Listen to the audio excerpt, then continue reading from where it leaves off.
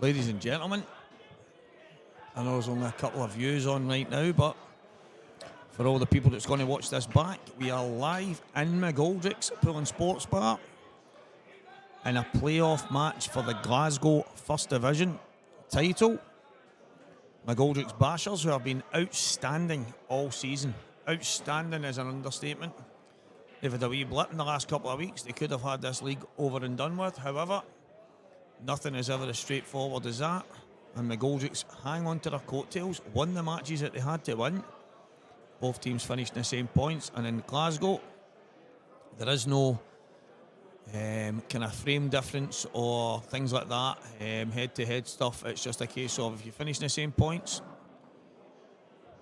then you have a playoff match for the league. And it's exactly what we have here, guys. And here's frame number one, Finlay Anderson and Andy Finnegan. Good luck, guys. This is what it's all about. This is why we play League Pool, to try and win titles. McGoldricks have been one of the top kiddies in the Glasgow League for a long time now. A team that rarely has any mix-up on the core of their team. They've normally got the same 5, 6, 7 players throughout the last decade, 2 decades even. And plucking the odd good player that comes along from here and there, the likes of Robert Stephen, always helping to keep them strong. And the Bashers, a team of students, as everybody calls them. They've come out of nowhere this year. They've always been great. They've always been a good team. They've always had good players and good boys. Now they have a chance to win a title. Can they do it? So let's go, guys. Live in Scottish Q Sports streaming and live on the McGoldricks page. Here we go.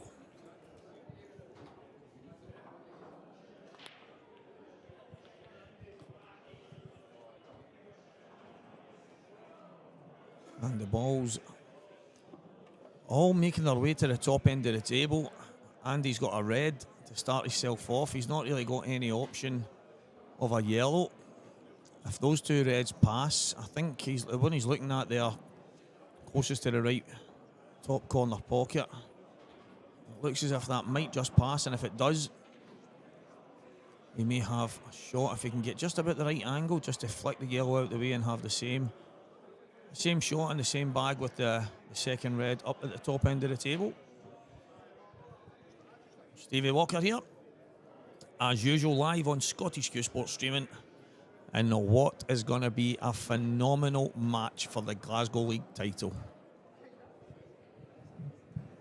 I secretly hope, guys, that they keep chipping the frames back and forward to each other for the dramatic effect. Although a few monster dishes would go down a treat with the viewers. We can get some viewers on, we'll be laughing.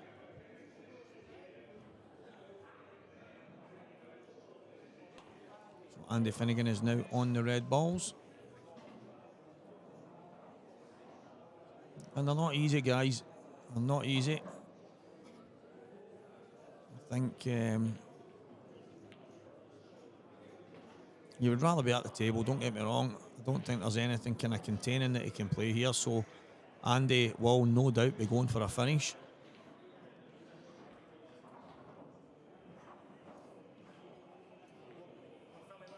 I don't know if he's played that.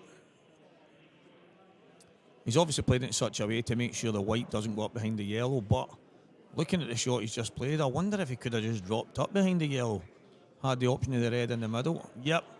He wouldn't have had many options on the other red unless he gave himself a shot to maybe screw around it, but it's probably not the worst. It's a chance for Finlay, though. It's a chance for him, and if he can nail the plant, I think there's no option but to play the plant first. And if he nails it in such a way where he gives himself a chance, then Finlay Anderson could and maybe will take down the first frame, but it all boils down to this first shot, because as soon as he moves this, guys, the reds are an absolute baby tapping. So here we go, Finlay. You have to take these. That's a brilliant shot. Brilliant shot, Finlay. And he's now, for me, odds-on favourite to take down the first frame. As we all know, but it doesn't always go that way. Tensions are high. Titles at stake. This is what it's all about.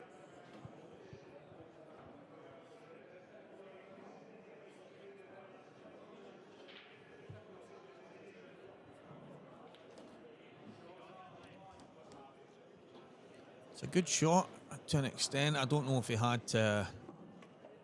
I don't know if he had to move it. But what he has done here is given himself an option now in the middle of the table to get himself down for which will be ultimately his last yellow. The bottom right hand pocket would be his preference for the black in the middle. The way the yellows are situated, he's got a little bit of work to do.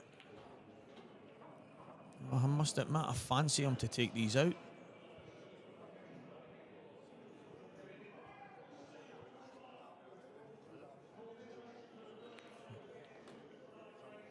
Oh, Finlay.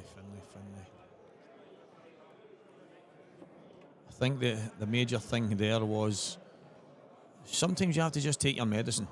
Just drop it in and take the yellow across the top cushion into the top right.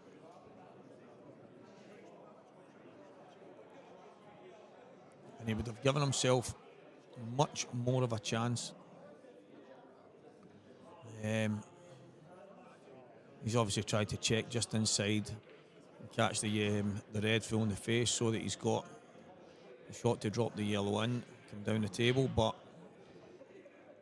it was definitely risky, guys. I think on a personal note there, I would have just dropped the yellow in and then played the yellow across the table into the top right hand corner. This is a massive shot.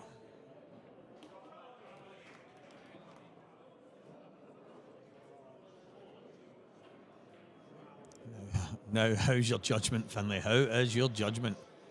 Can you slide up just past the red in the middle?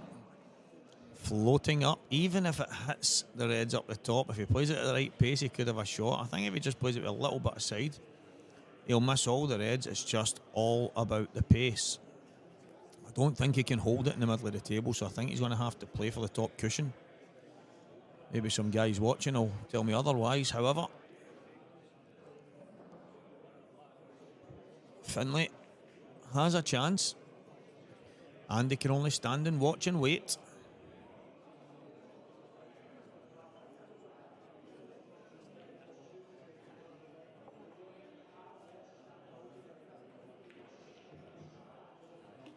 And he's played it well.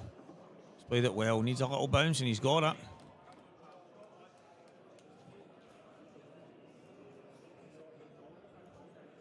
Just take your medicine here, Finlay. There's one cushion and across. One cushion and across, and take the black in the bottom right corner pocket.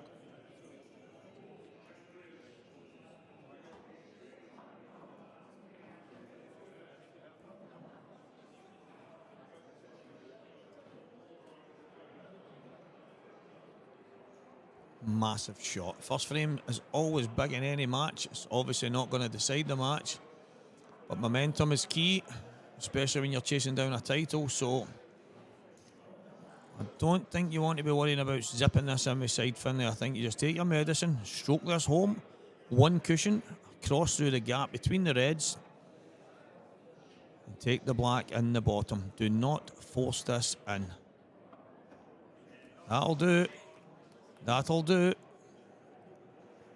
And he's now one good black away from putting the McGoldricks bashers, the team of students, as everyone will call them, that student mob. Chance to go 1-0 up. 1-0 up in a race to 7. 7 blacks to win the match. Something that stuck in my head coming from Mr. Alan Reynolds.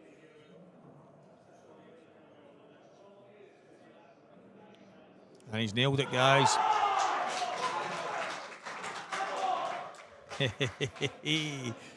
Electric.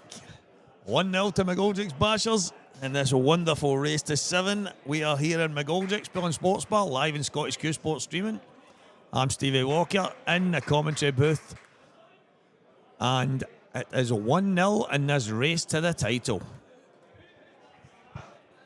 Next up, guys, we've got Davy Farr. Oh, no, sorry. I went ahead of myself there. It's Chris Gibson and Barry Thompson. Cash and carry. And the packet of Chris. Here we go.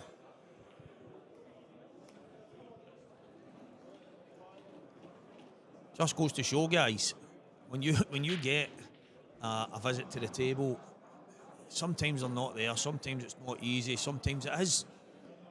One shot can be a bit of a nightmare positionally. One shot can kind of drag you down in the frame. But I think that's the beauty of pool sometimes, that potting your way out of trouble can sometimes be absolutely massive.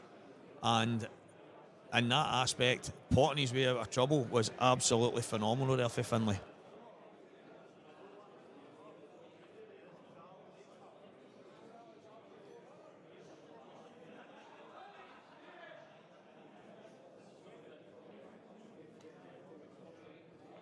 Barry having a look at the first ball, not happy with Andy's setup.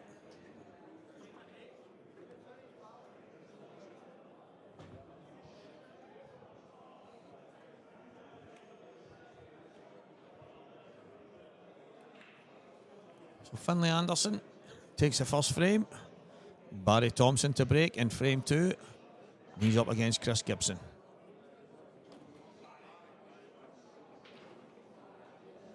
Well, I don't think there's any doubt in the balls that Barry's going to take here. He just has to map these out. But I will say, these yellows look absolutely... I don't want to say the word easy, because it's dead easy to say that when you're looking from above, but Barry's going to fancy taking these out. He's got to maybe play on the gap for the top right one.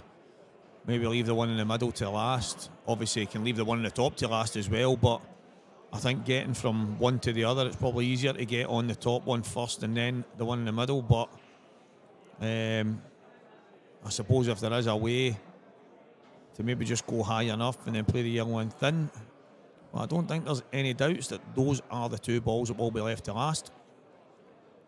And it's just a case of how he plays on these bottom balls. And he's awkward straight away, Barry. That's not where he was hoping to be.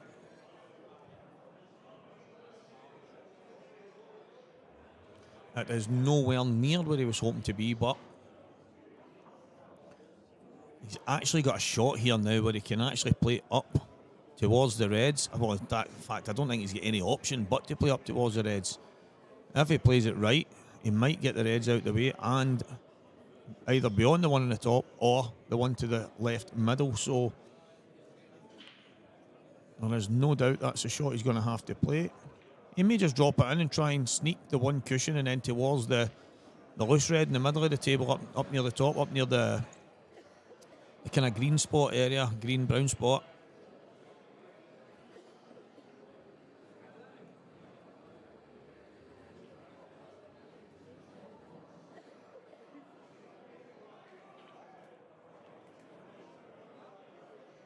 Bert.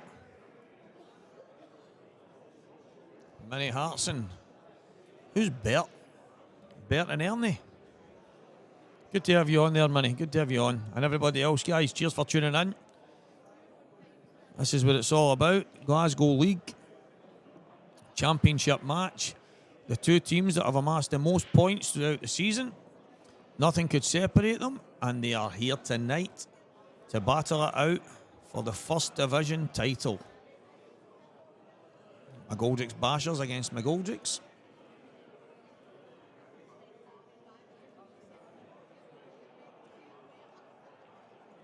Nice wee crowd out there as well.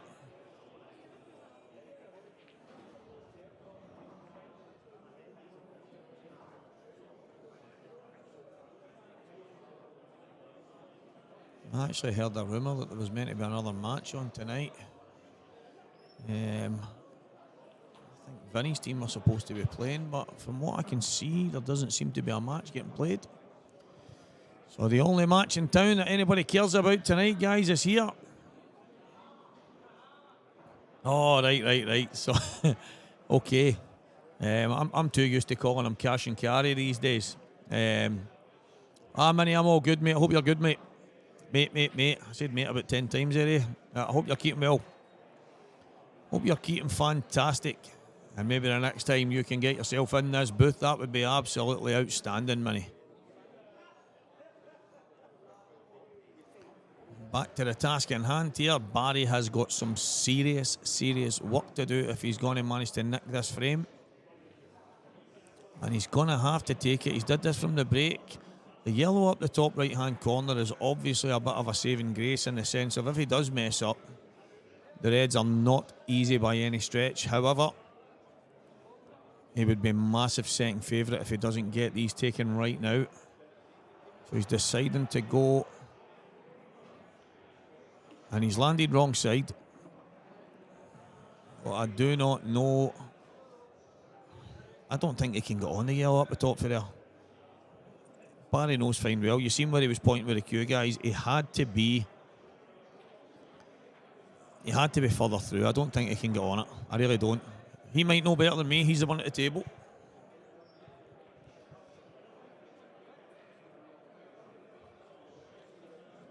Barry Thompson has got a mammoth shot here. I think he has to take it in off the Reds, guys. Or the red. If he takes it in off the red, he should be able to just about force an angle to give himself a shot. But, as I say, from here, is he going to fire this round the angles?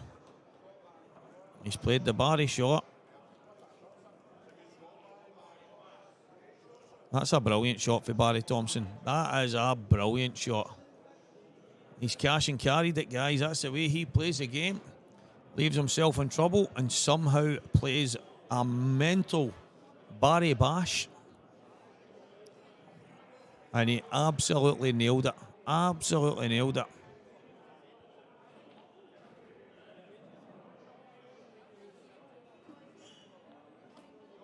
Oh, Barry, you just had to drop it.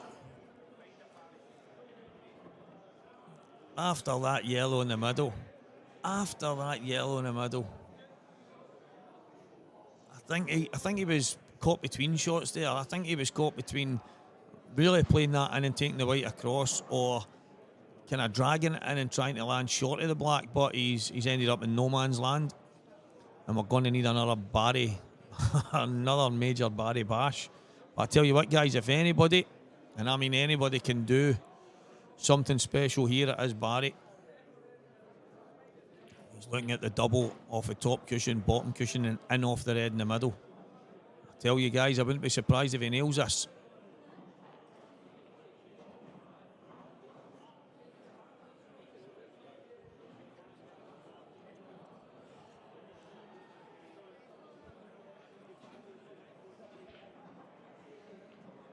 He's lining it up. It's just a K. I think he has to just miss the red on the way down, and if he does,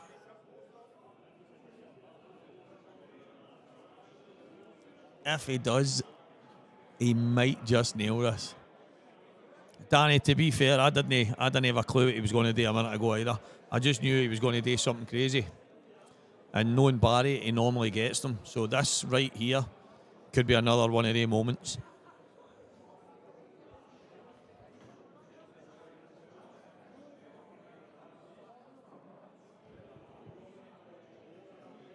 So here we go, guys. Two cushion double. Oh! I tell you what an effort. What an effort. He's actually had it too well. Unreal, unreal. Thank you very much, Big Colin.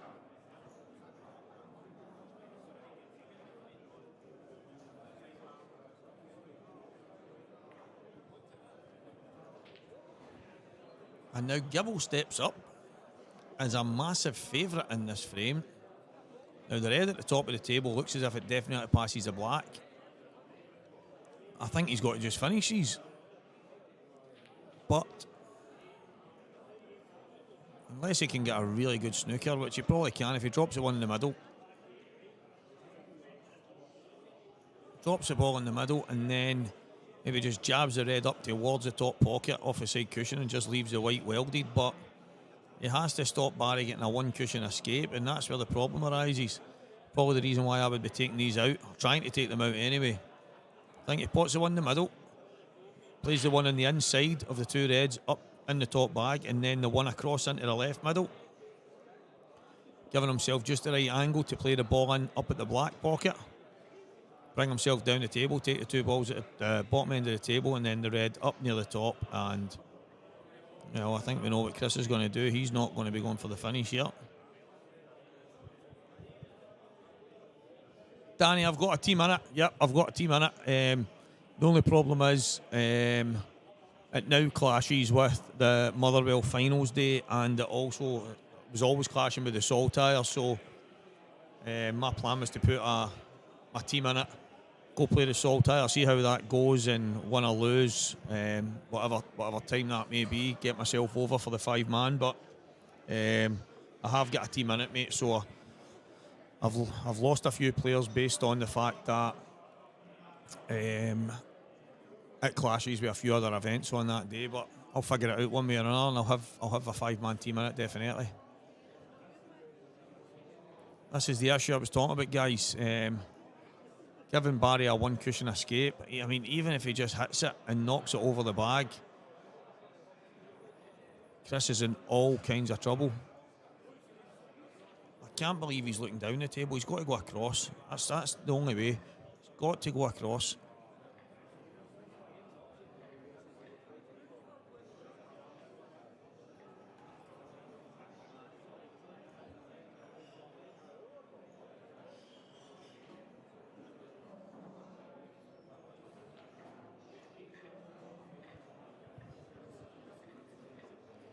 This could be a big mistake here from Chris Gibson.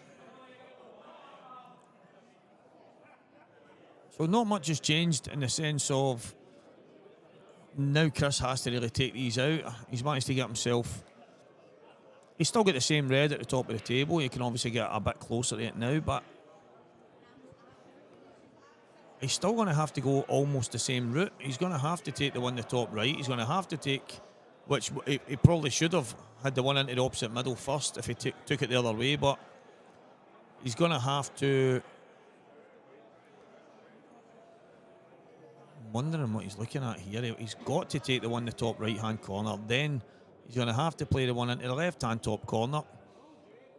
Play the ball into the middle. Hopefully leaves yourself just the right angle to push through. Take the red in the top. Come down the table. Take the two balls down at the middle left and then the black. I mean...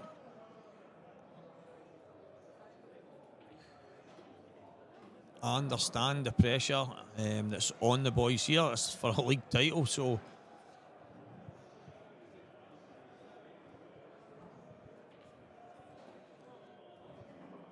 there's no doubt, and he'll be feeling it. But Chris Gibson, you have to just take these out, mate. The amount of time that he's taking has me thinking that he's looking at a safety, but there is no safety. You have to just finish these.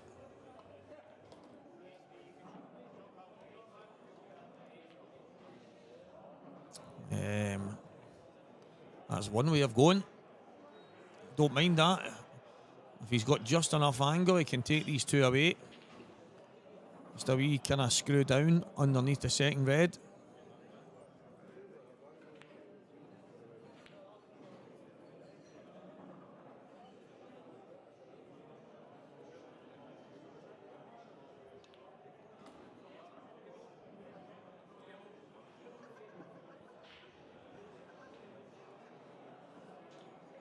It's a big shot, this, because he's going to have to leave himself just the right angle to come down the table. He'll want to take the one closest to the cushion first, into the bottom right, bottom left-hand corner, and then the one into the right middle.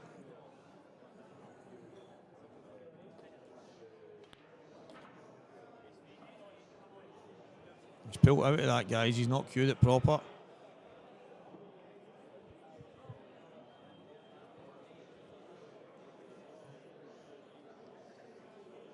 Now, he can't be tentative here. He has to really commit to this.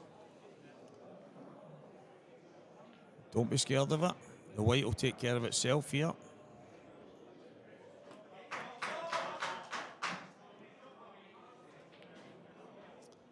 This is a big shot because he's not landed exactly where he wanted to. So he's going to have to just jab out and take red in the bottom left. Red in the left middle. He really has to cue this. Really has to cue it. Yep. That's a big issue, guys. I don't know if anybody was watching his cue there, but it was way way left on the bottom of the white. There was no need. All he had to do was just stun that in, and the white would have took care of itself. Even if he had a slight angle, just run up and off the top cushion. That's pressure, guys. That is pressure. Unlucky, Chris. It's not easy, these situations. There is no doubt. But any element of doubt, any element of self-destruction, and you're not going to pot these balls. You're not going to take these finishes. Should have been 2-0, but it's 1-1.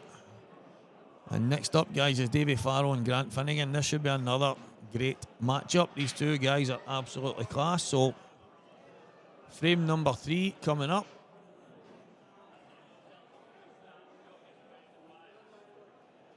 And we are 1 frame apiece. Gibble will be absolutely kicking himself there. But we all miss. Nobody means to miss.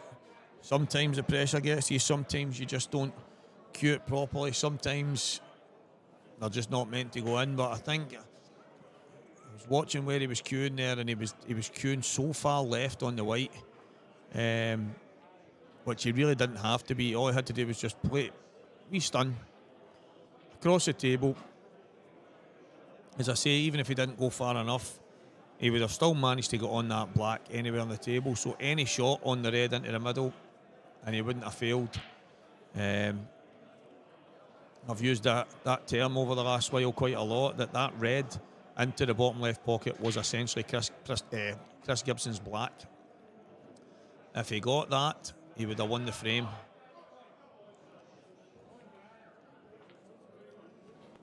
So, 1 apiece. Scottish Q Sports live streaming.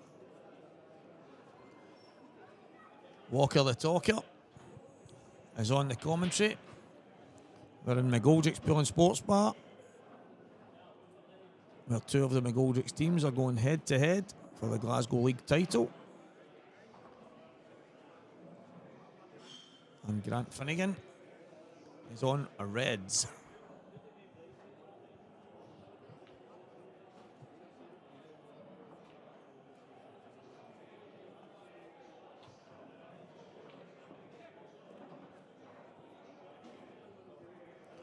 The way Grant is stroking these in, I'm going to draw the assumption, guys, that red passes into the middle pocket. It must pass, because he's not even flinching here as he's rolling these in.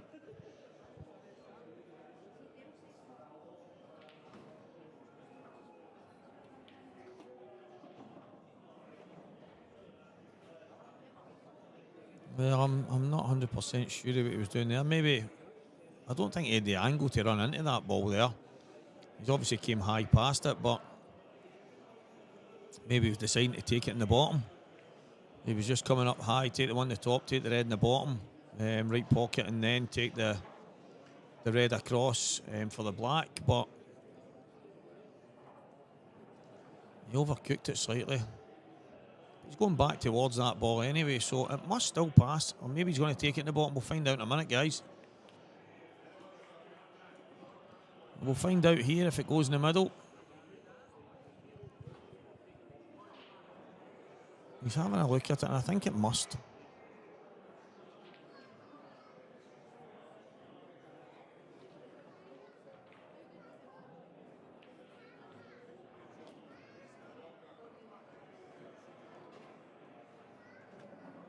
For the first breaking dish of the night.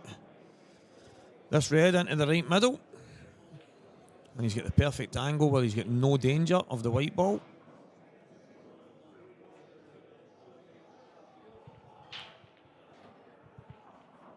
He's nailed it. Absolutely nailed it. Grant Finnegan for a dish to put McGoldricks 2 frames to 1 in front in the Glasgow League playoff title match.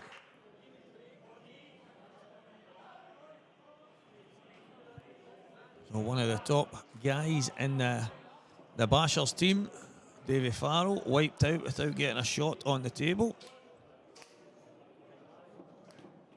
And now another young talented player, Ethan Lang, will go head to head with one of the top guys in the country, Robert Stephen. So let's go, Ethan. You better win the lag here. Robert's got a bad habit of dishing up, especially in his home patch. Ethan will get the break.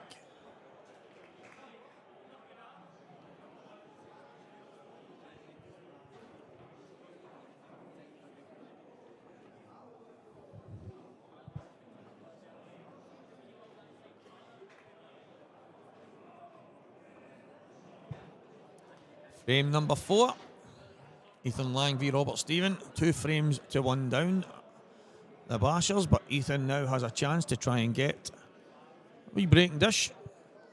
Would be exceptional. That would get this place electrifying again. The cheer that went up when the Bashers won that first frame compared to the "yay, well done" and when McGoldricks won it. I think the guys have just been there and done it too many times.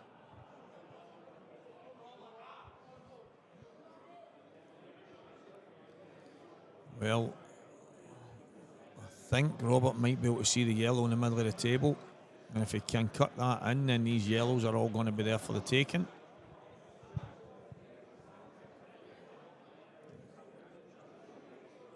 Is he considering just sliding behind the red?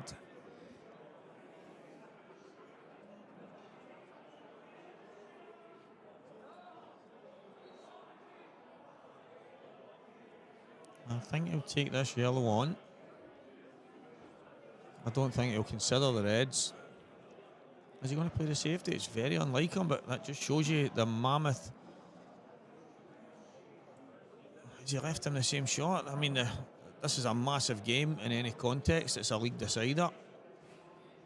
The league is over and the 2 teams have finished on the same points. So it's playoff time. Winner takes all.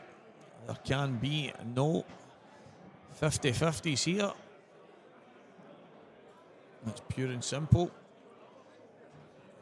Whoever pots 7 blacks first, as long as it's after you've potted all the other balls first, right enough.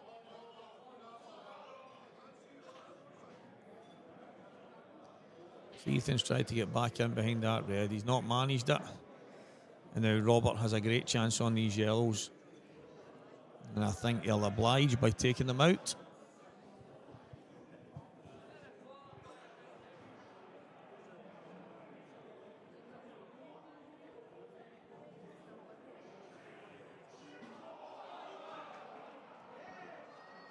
Just for anybody that wants to know, Real Madrid have just gone 1-0 up on Manchester City.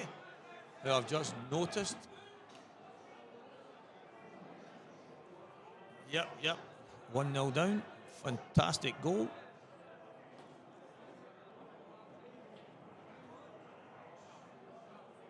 Just trying to leave himself just a slight angle to screw up into that yellow just now. Don't know if he's got just enough to cheat the bag. I don't think so. He may have to play a double on that.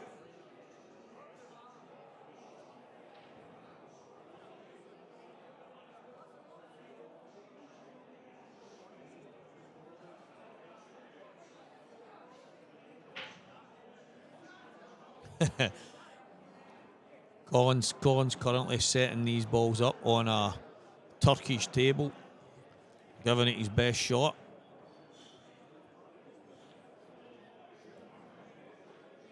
It's like playing pool with half bricks over there.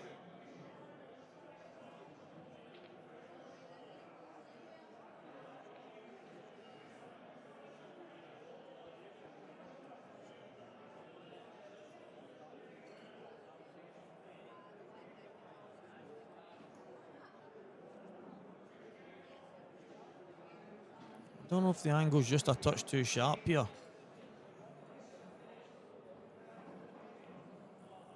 Yep. He's played that well. He's played it well. I'm assuming that the yellow must pass. It must pass that yellow. I mean, I'm thinking Robert's played that because he... I know he's having to go up and then back down, but I think that's definitely the way to go.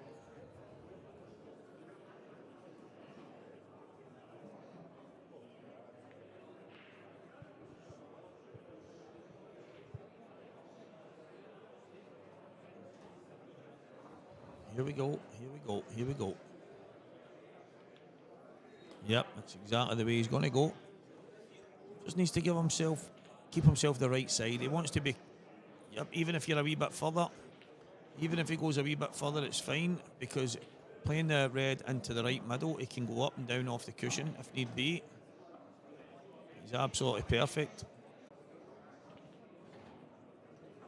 Massive, massive shot in the context of any game, never mind a league decider.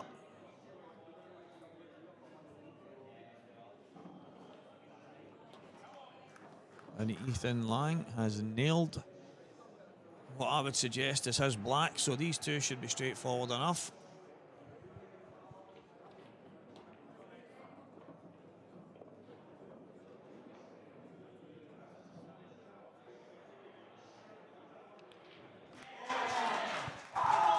Well done, Ethan.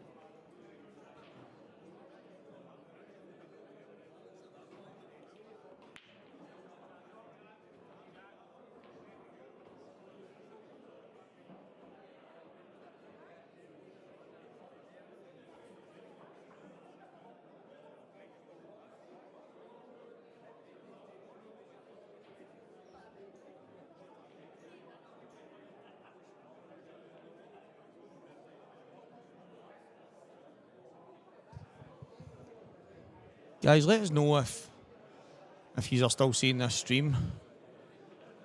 From what I'm looking at, it looks like it's down again.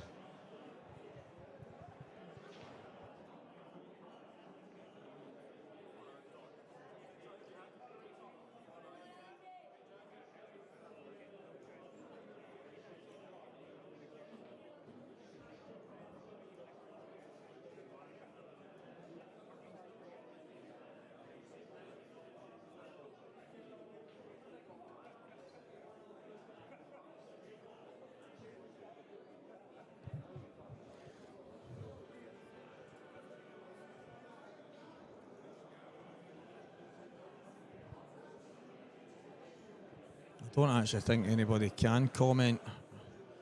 Looks if it's saying the chat function is disconnected.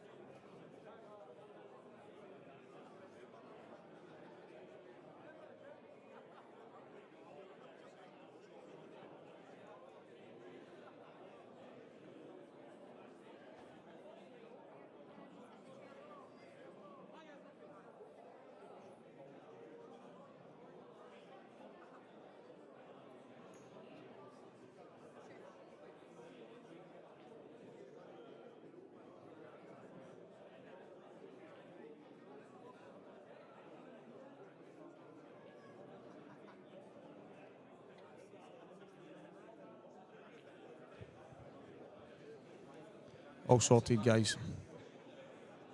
All sorted. The stream was actually fine, obviously. At this end, on my screens, it was showing that it was still frozen. Craig has come in and done a wee bit of refresh and pointed out that there's certain parts of it that don't actually matter anyway. So, we're all good to go here. I was a wee bit starting to think we're going to have to use 1990s internet. That's what it's like in my house the last while, I know, man. They seem to be putting all these new wires in and all these new things in the streets, and for some reason it doesn't seem to be making anything better. It seems to be making everything worse. I mean, you've got two kids that are constantly on iPads and computers screaming and shouting that the internet's rubbish. Well, I don't see that as an improvement. There's a white. Oh, it's not the worst. Anton will be looking straight away at this one in the bottom right. Can he pot it and go and get his bad ball out? He's got the perfect angle. If he knocks it out,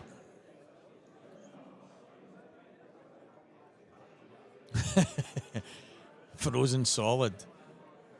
I think he's got the perfect angle here. Even if he flicks the red first, flicks the red, the yellow out, he's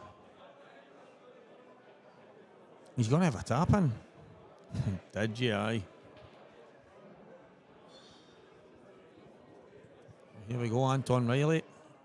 Is he going to Anton the life out of this? Like I said, guys, the chances are he would maybe go red first, but don't think he committed to that as much as he normally would have. Anton and his Green Brigade regalia today. Regalia, whatever you call it.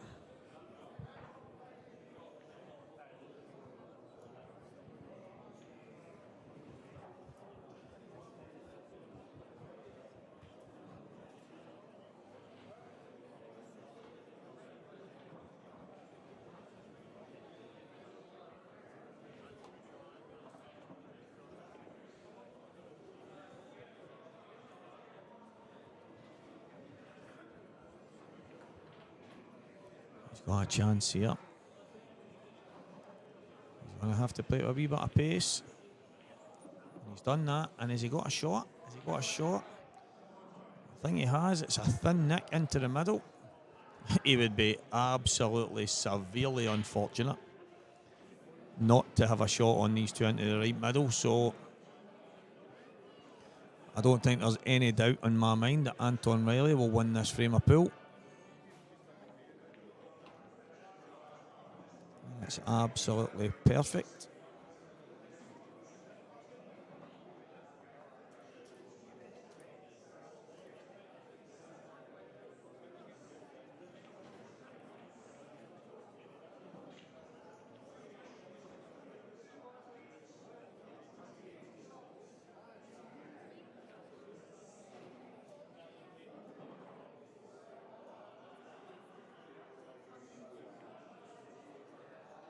Oh, Anton. Oh, Anton. That's just pressure, guys. That is just pressure.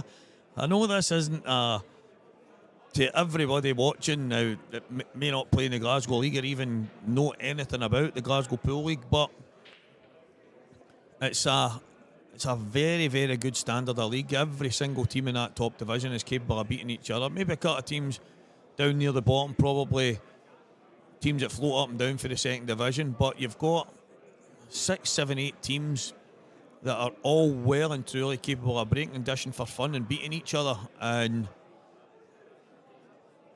it's these two have obviously been the top two teams throughout the full year. The two of them are playing the playoffs, so that goes without saying. But the standard that Anton's played at for years and years and years, and although he'll just say, "Oh, I just missed it," I don't care what MD says. Pressure gets to everybody, every single player, and it's got to Anton there because they were rolling. He's done the hard work, and then all of a sudden, with the goals gaping, all he had to do was pass it into the net. Sorry for the football analogy, guys, but while the Champions League's on one of the screens in front of me, I can't help but use it. Well, Jack McGoldrick, this is your time to shine. Can you step up and take this frame? That's absolutely... I mean, I would argue it's maybe not perfect. Maybe another inch would have been ideal, but he should still be fine here. He should still be able to just play down. I mean, I would probably be playing towards the black here, to be honest. Knowing that if I nudge the black, I've got a choice of 2 reds. I wouldn't be zipping this in at a rapid pace. He could dig into it and just come down past all the balls in the middle of the table. Leave himself the red into the left middle. And maybe the one in the bottom corner, then the one into the right middle. Or he's got so many options. All the reds go. They all go in a different bag. They've all got an option. It's just a case of this shot here, where he lands, is going to make all the difference and whether he takes these out. And I would bet my life on most people taking these out most of the time, but to become a league champion in a very prestigious Glasgow league, which is not about money, it's not about any of that kind of stuff, it's just pure prestige, and it always has been, thanks to the great Mick McGoldrick, who made sure it stayed that way. He didn't want super teams, he didn't want all these groups and groups of players being banded together just because the league was full of money. So he made a point of keeping it away from this league, making sure that this league was about the pool and nothing else. And it meant that there was loads of teams competing against each other rather than just 1 or 2 chasing a couple of £10 notes. So the winner of this, McGoldricks, guys, for anybody that knows, doesn't know them, I think they might have won 6 or 7 league titles in a row. And it's not always been plain sailing. They've been really, really closely matched the whole way. They just seem to always have an edge. When you speak about competition and people say, how do they keep winning it? They're not winning it at the park. They're not winning it by miles. They're winning it by the odd game, the odd point, the odd victory in the league that just seems to keep getting them over the line. But they've just got that something different. that wee bit extra that keeps getting them titles, so fair play to them.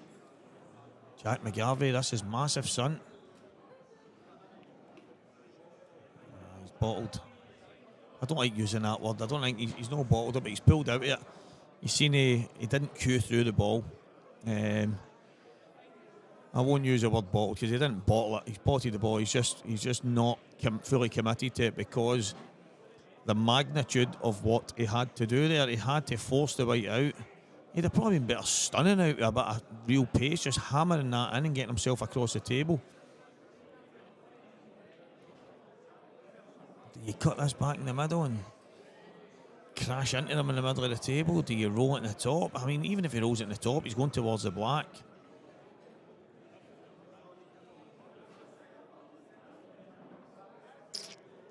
Does he try and play a snooker? Does he just run the red forward and take the white towards the black and the red? What is he going to do? Here we go, guys.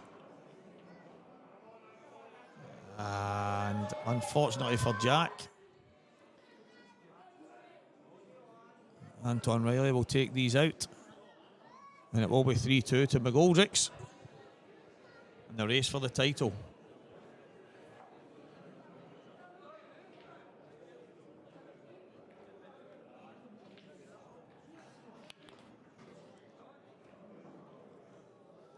Wow.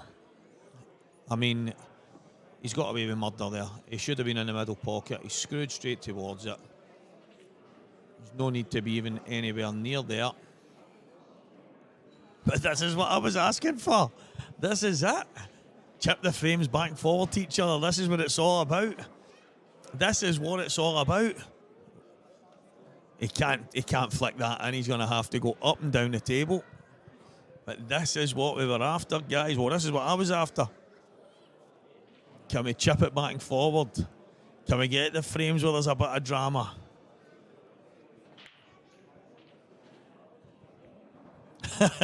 I know, see if he watches this back. Me and Anton will be having a Karate Kid 4. Oh, he's playing the thin Nick. He's playing the thin Nick. Here we go. What a shot! Where's the white going? No! Oh, my word! Oh, my word!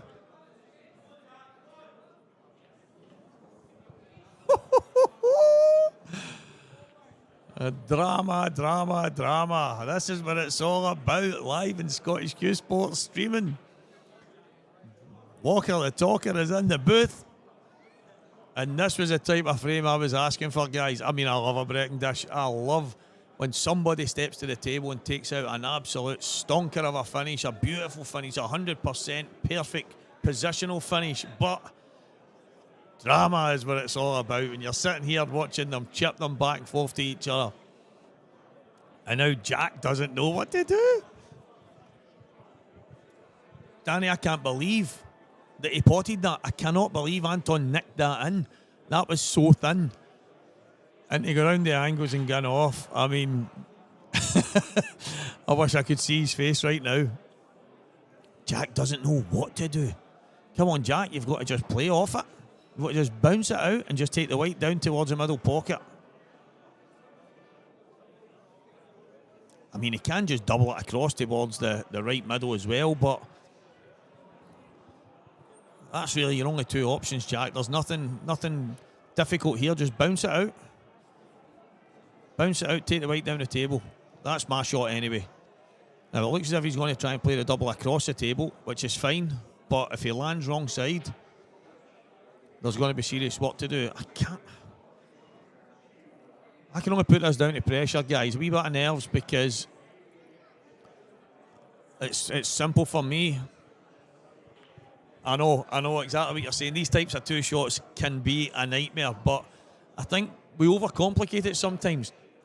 I think if he just lines the white up on the line, even just above the line, and just bounces it out 3-4 inches and just take the white down past the middle bag, then all he needs to do is pot the red in the right middle, pot the red in the top, and then the black in the right middle. But easy for me to say sitting here. It looks to me as if he's going to double this across and leave the white where the red is. He's going to have to get it absolutely perfect, because if it lands wrong side, he's going to be going into the black.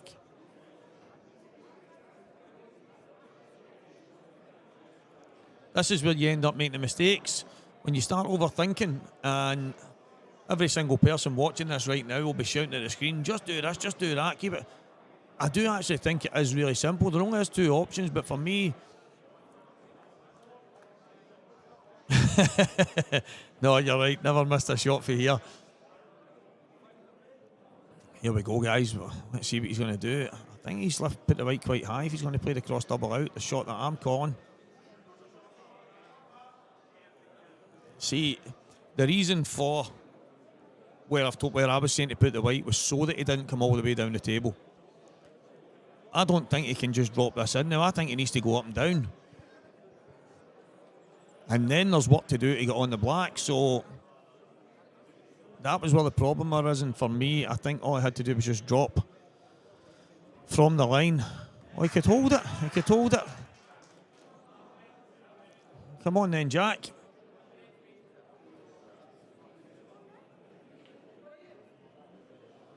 That's actually a good shout. Just play the red down the cushion. Play the long red, full length of the table, push the white through. And then just at a nice pace, maybe it hangs in the bottom bag if you don't pot it. But he's just going to have to run off one cushion here. One cushion and across. Nicely behind the black. He's going to want to get close. That's fine. That's fine. Need another 6 inches to play with there, but...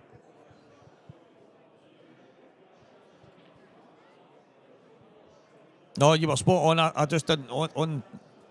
I mean, I'm guessing I've got the same screen as you guys, but I thought it had to go up and down. But he's just been able to drop it in. So, Jack McGarvey, and it's 3-2.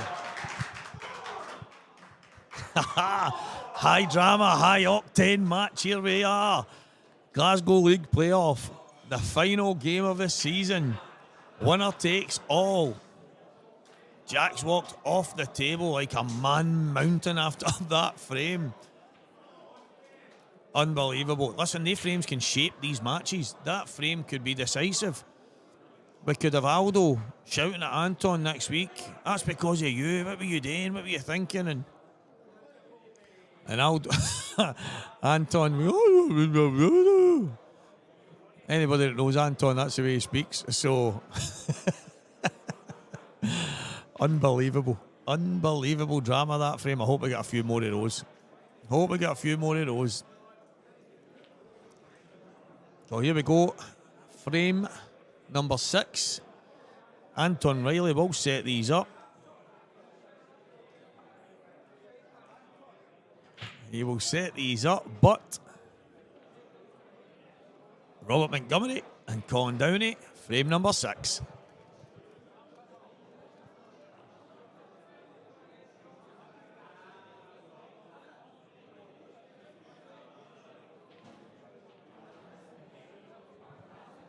Yeah, I'll have to disagree with that. Loads and loads of snooker players have come across the pool, and to be fair, out of a handful that have done quite well, the majority of the top pool players are always the top pool players. That just seems to be the norm. Loads, as I say, loads and loads of snooker guys have came, and they haven't came and toppled the top pool guys in any kind of race, whether it's 10, 15, 20, 21. So, but the likes of Mark Boyle, who came from snooker, he wasn't one of the top snooker guys. He's done really well. He was a great snooker player, but he's done superb at pool. He's one of the top guys in the pool world.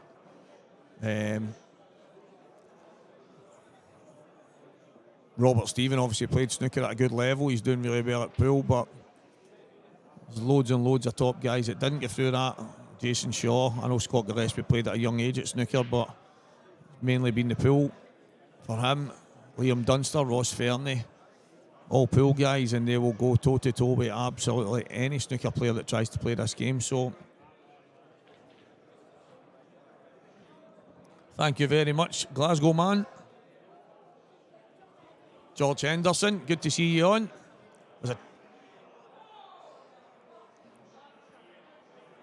This is the kind of chances that you want. If that yellow nicks inside the red, which I think it does, then Robert Montgomery's going to have a chance here.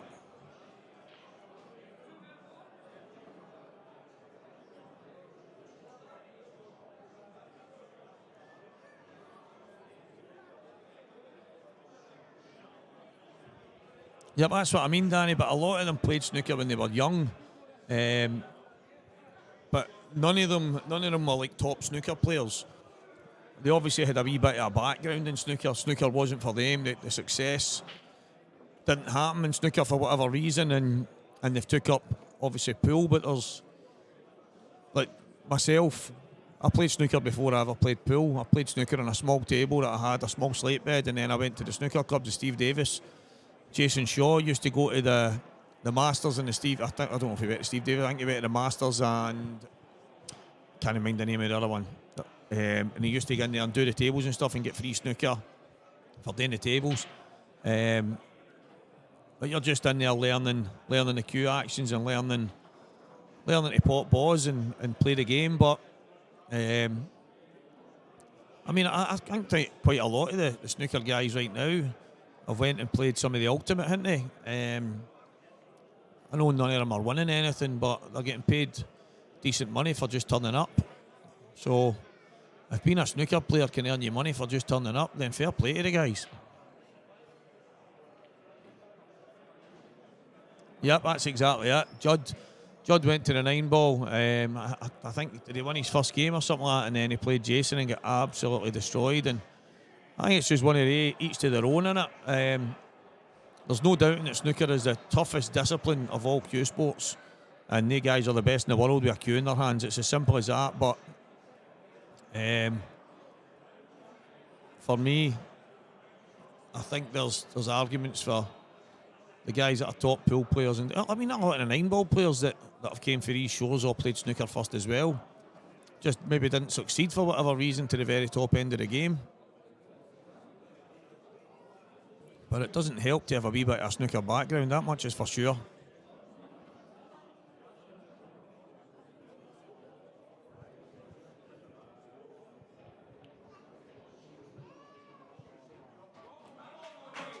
Oh, this shot is massive for Monty here. The good thing about this shot is his white is so natural to come up past the yellow on the left-hand side. Just needs to get the right pace. Too far, he's on the red at the top. You're not going anywhere near there, Monty. You're just stroke it in, just push it in.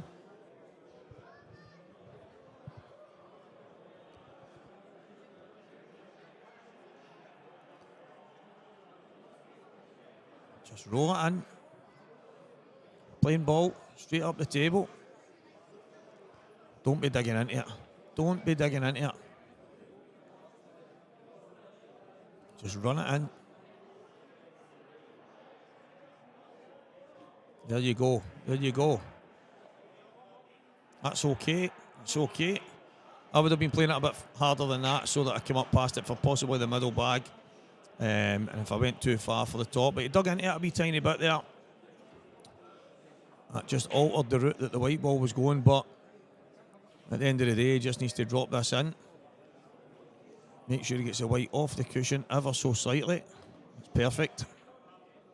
Absolutely perfect.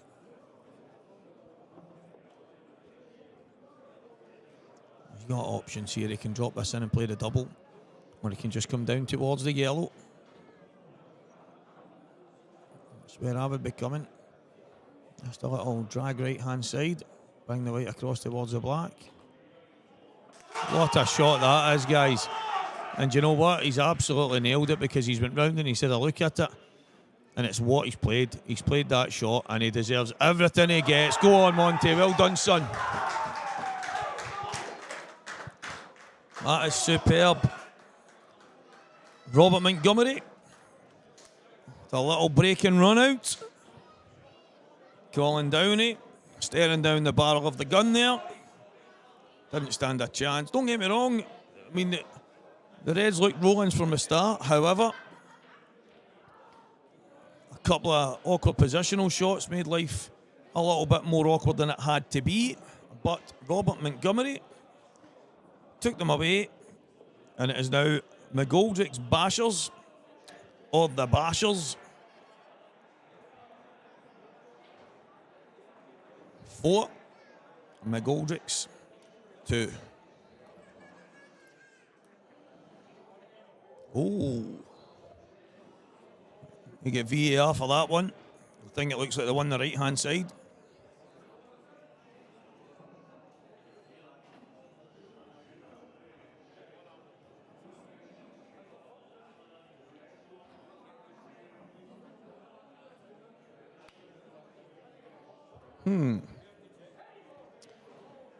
Well, I would have said that was the one on the right-hand side, but my eyes are painted on, guys. What did you guys think?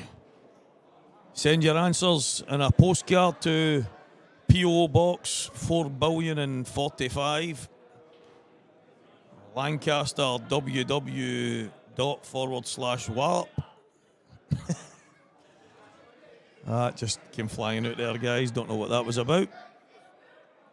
Frame number 7. Alan McLeod has broken. And it'll be Reds for Aldo here. Has to be Reds. Not an easy starter. Not an easy starter, and if he misses, let's be serious, guys, he'll lose the frame. If he misses, he'll lose the frame. He's going to have to play the thin cut in the red and then work himself back up the table.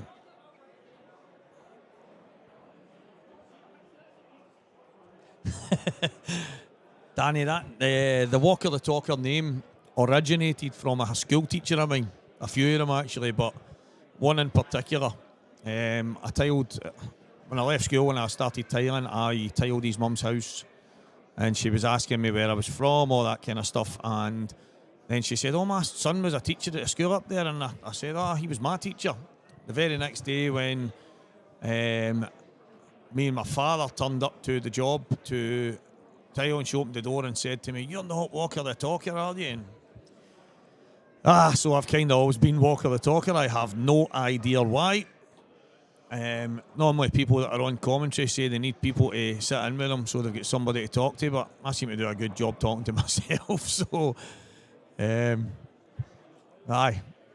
It's not even that. I can't even talk myself into taking a break. I just keep talking.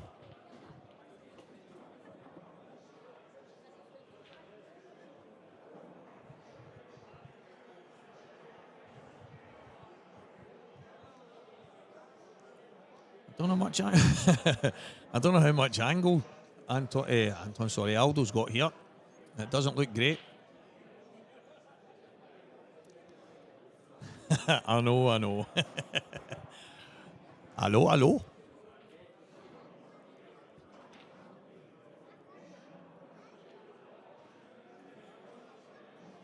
Aldo's got work to do here. He needed some kind of angle.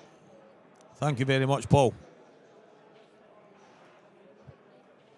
I have to fizz this in with a bit of splash. He's all right. He's all right to an extent here. He's going to have to just drop this bag weight now. I don't think he can screw off the side because of the yellow on the side cushion, so he's going to have to just drop this in.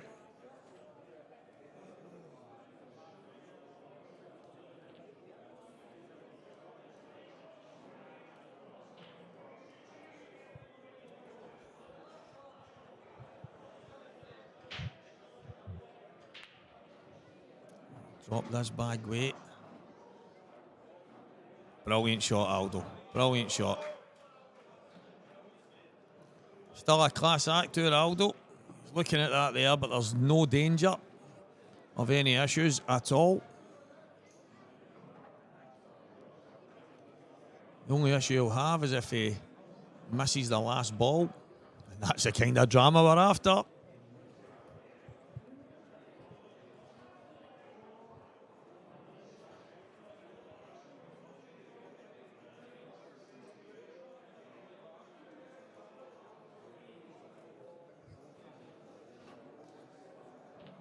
He's definitely got fortunate there. He's pushed through off the yellow. I mean, a tiny wee bit harder, and the yellow's covering the top left-hand pocket, so he's got a wee bit a wee bit fortunate that he's landed where he's landed, but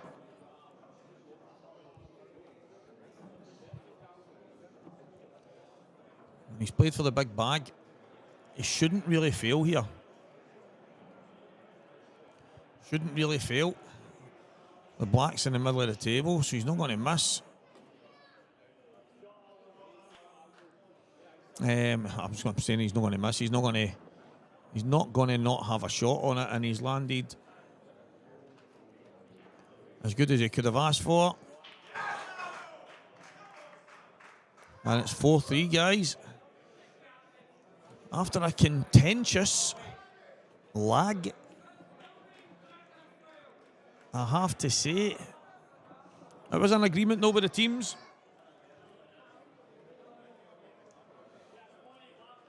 Oh, Aldo McLeod rolling back the years. Aldo's still class. Still class. He's lost his hunger for the game. And when he plays some finishes like that and some of the shots like that, you wonder why he's not playing a bit more.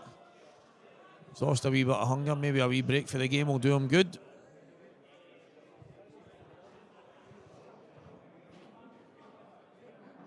Definitely the pressure on that finish there was massive.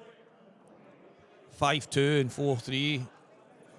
I mean, you would be putting Bashers as massive favourites to go and win the league if Aldo doesn't take them there. And he's not just took them out. He's took them out in good fashion. He's had to get down the table to start off. He's had to work his way back up. And he's took them out great. So, Andrew Mulvey and Paul Corrigan will see out the last match of the singles. Mulvey's been queuing phenomenally. Paul is always solid.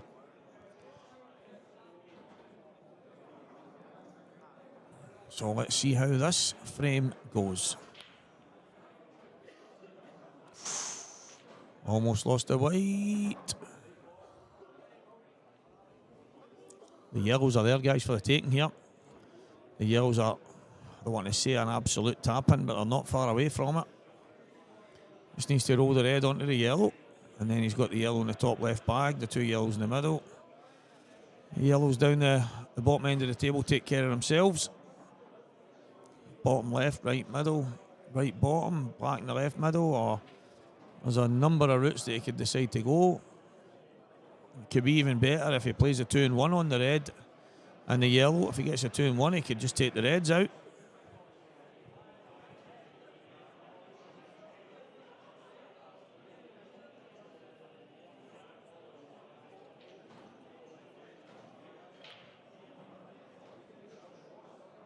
What is his decision?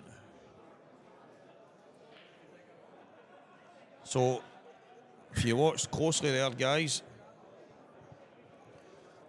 I think he just pointed exactly the route that I was speaking about on these yellows. So, he's mapped it out. Now can he land perfect on every single shot? He needed to get the white down the table so that it wasn't going towards the red, so he can just screw straight back out.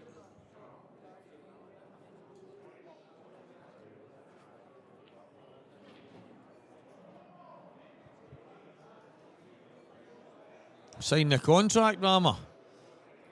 This character, Craig's, he's running away with the millions. It's like Brewster's millions with him. He's not sharing the spoils with anybody, but I've bought a camcorder. I'm going to steal his job. A camcorder and a Nokia 3310. I'm taking over the commentary, taking over the streaming.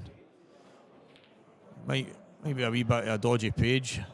Maybe a wee bit of a, what do you call that? I don't expect it to be Ultra 4H, KD, whatever you call all that stuff. I think what we'll have is, if you've got an old portable in the house, it'll be perfect for that.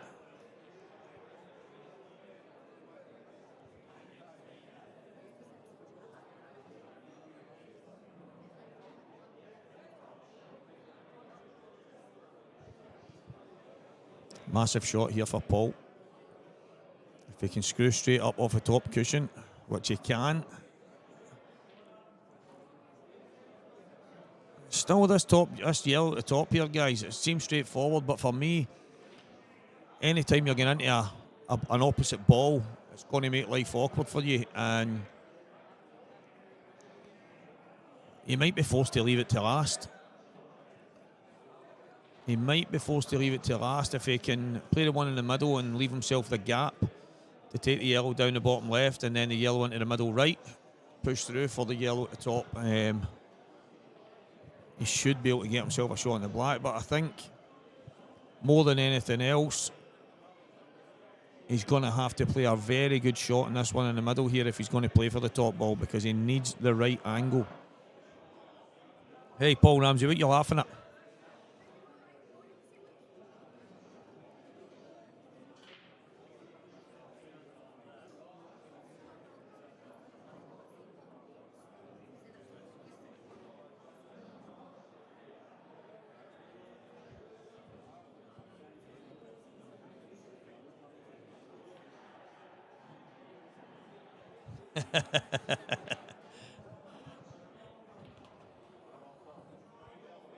So this is what I was saying, guys. Leave the yellow up top to last. And that's exactly what he's going to do.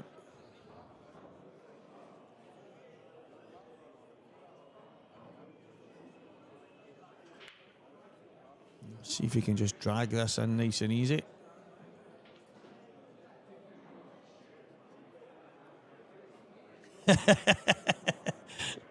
Ultra 4HKD. I think that's a new. That's some kind of new drink that's coming out. Don't know what flavours there's going to be, Danny.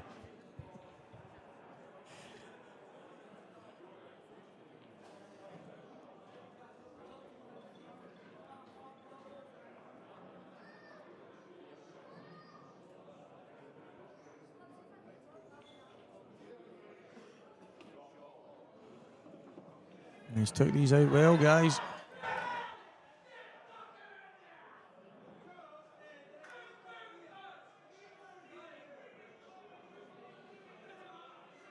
Exactly the way I thought he would. Danny, I know it was me that said that I was away on one.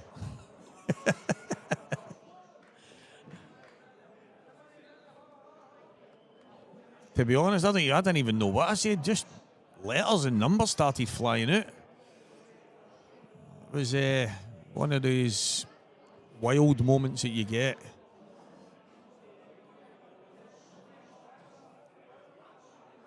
Well, wild moments that I get anyway. Paul's took these out phenomenally, guys. Was not easy. Kind of knew the route he was going to have to go in the beginning, and then he had to alter it ever so slightly, but still,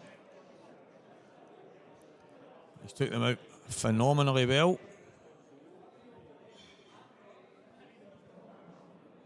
He was always worried about touching any of these reds, but I actually think where he is, he can screw off the side cushion. Screw off the side cushion and out, kind of down towards where the blue spot would be. That's what he's looking at there now. Just screw over,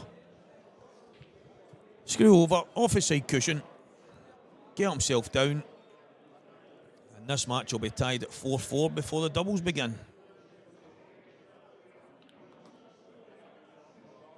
And there we go, absolutely perfect. I think he was milking it a wee bit there, Paul.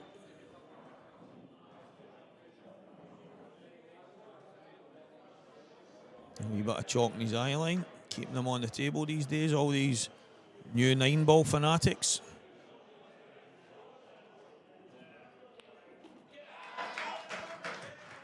And the singles have come to a close, guys. 3 run-outs in a row. So this match is tied all square.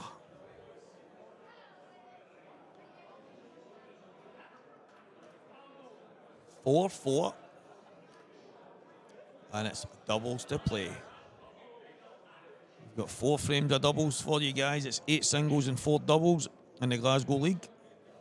It is not Scotch doubles. It is normal Scottish pool black ball doubles, where if you go to the table and you play a shot. For instance, if it's me and Danny, and I get down and pot a ball, then after that I play that shot and pot that ball, myself and Danny would not be able to speak.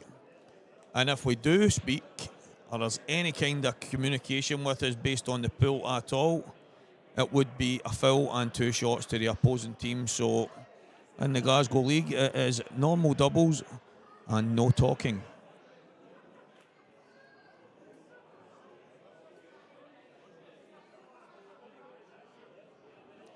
Just waiting on the doubles to be picked, guys. I'll be back in 2 seconds.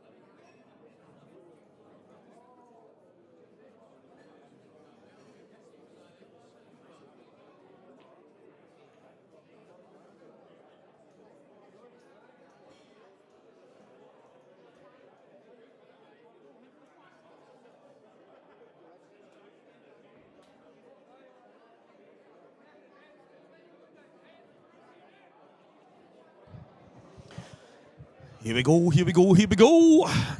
So it's a doubles, guys. 4 each, couldn't be any more tightly balanced. We've got, is it Finlay and Ethan against Colin and Anton? Not going to lie, guys, I would have probably been splitting up Finlay and Ethan, but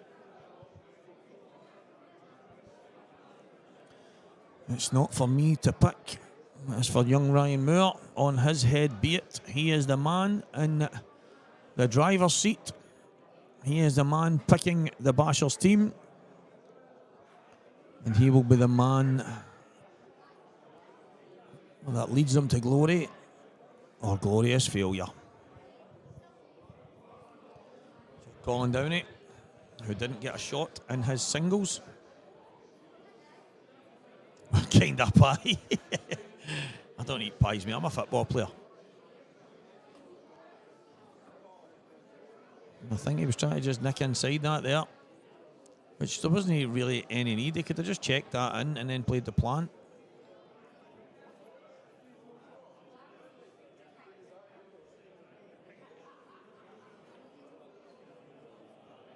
It's not going to reach. The atmosphere just went up a notch, guys. Don't get me wrong, there's some serious work to be done on these reds. I think all you can do is try and get yourself some kind of control on the frame. Some water dripping down from the vents.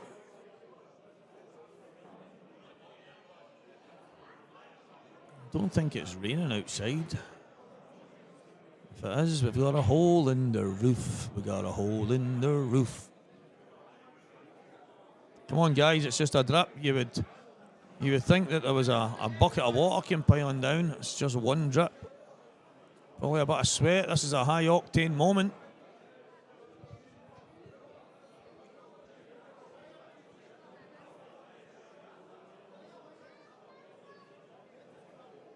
That reaction there, you would have swore Hoover Dam opened its gates and we needed to call Noah to build an ark and save these two guys.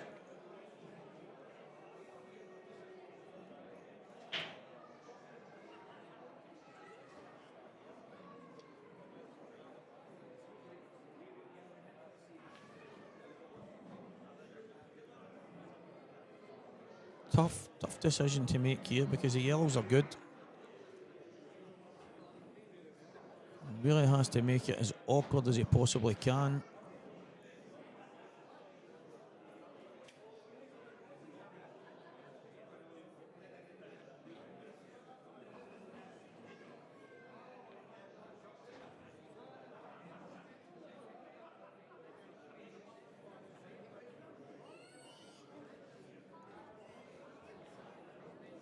That's it. Paul Ramsey's just climbed up the roof there, guys. With a straw, soaked all the water off those pipes. Thanks, Big Rammer.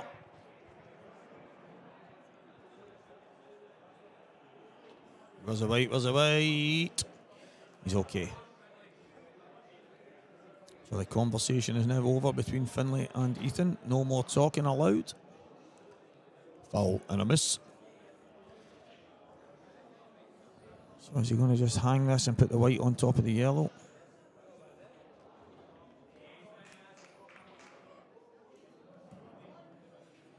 It's not a bad shot, but if he had to put the white on top of the yellow there, I feel, because Anton will just bounce that yellow out, and then every yellow still goes, but the reds, well, the reds don't because they're the one at the top of the table, so...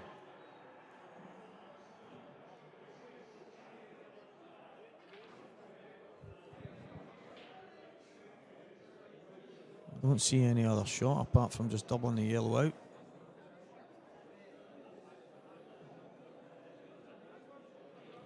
My chess here.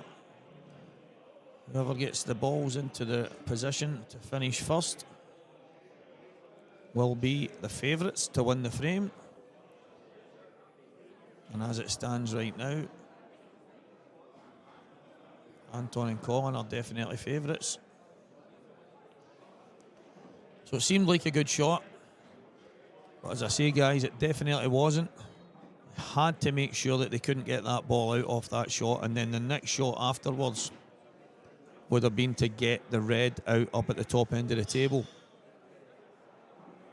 Unfortunately for the boys, they've not seen it that way. They've not known to even think about that. Two very attack-minded players, don't get me wrong, but it was obvious that Anton would play that yellow out.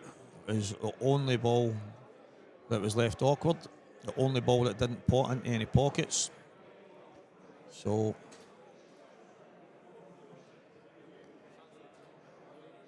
the ball is back in the court of the young team.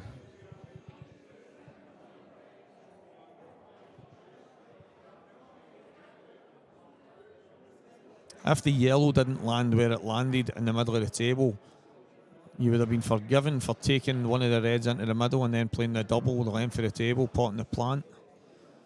As you say, Danny, one Goodgene, of course it's one Goodgene, but in an ideal world you can play in behind that red and play the pot in one of the bottom bags, but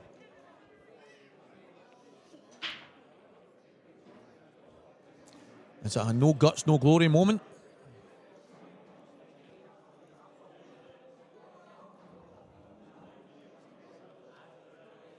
The simple fact is, if they miss, Colin will win the frame, and the boys from 4-2 up will go 5-4 down.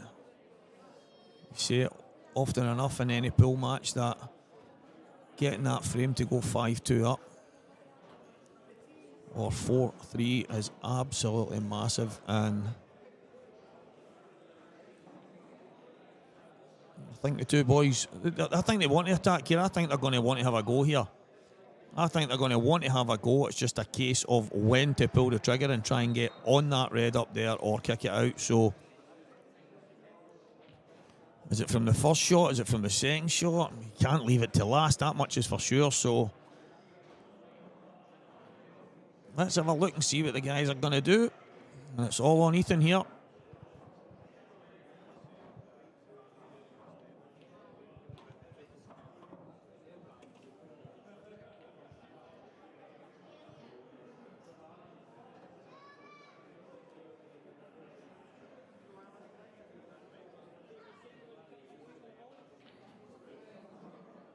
That might have been the shot, Danny, when he was on that, because he had the perfect angle to run across. Looks as if he's going to try and screw up right now.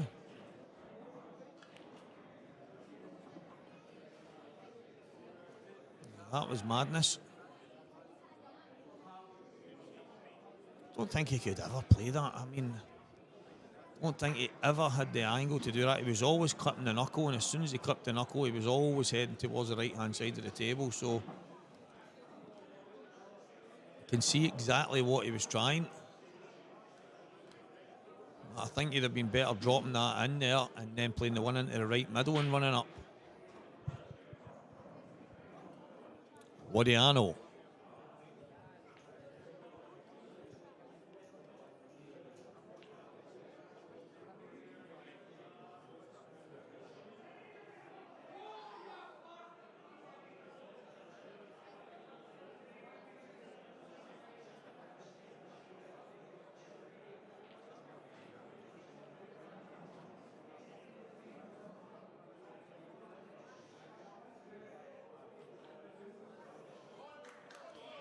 Unlucky, Ethan. Unlucky.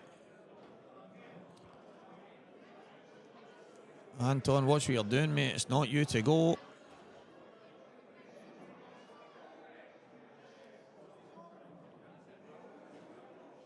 It's not Anton to go.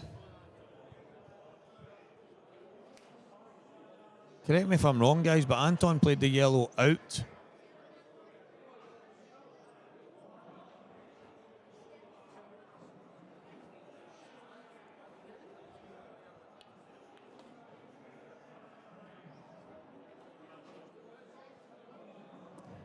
Guys, can you just correct me if I'm wrong here? I don't think it's Anton to go.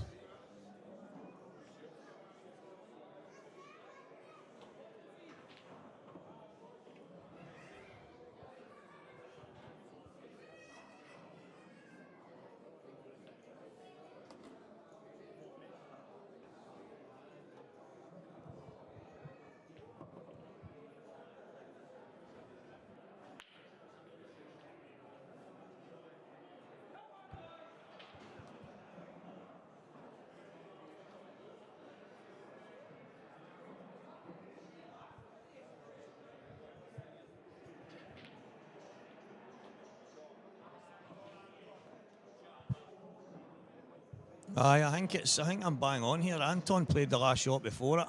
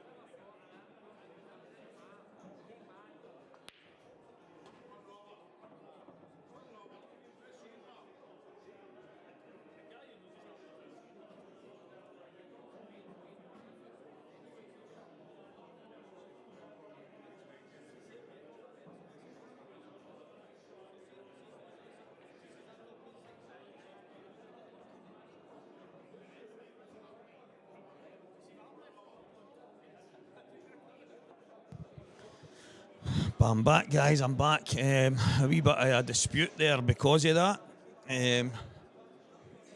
But as the guys are saying there, they should have claimed it at the time. Nobody really noticed. I don't know why they didn't notice. I don't know how the ref didn't notice. As we're all watching and see that he's played the shot to cut the ball up and then go down and take the finish. So it is. No, I know, Paul. They've took the frame. It's McGoldricks have took the frame because Anton took the finish and nobody at the time stepped up to say anything about it. So it's definitely the referee's fault. There's not a whole lot that can be done. The frame's finished. Somebody should have stepped in before the black was potted. They were all, I went out to check and everybody was kind of baffled and they weren't too sure. They were kind of questioning it, but they weren't 100%.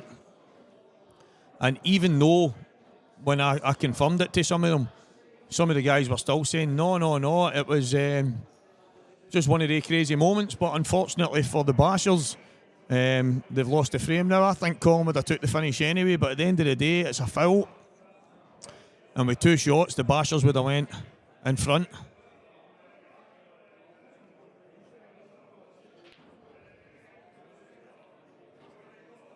I don't know what's happening or what's been agreed here on the table, because it's looking as if the Bashers are in front, but that's not the case.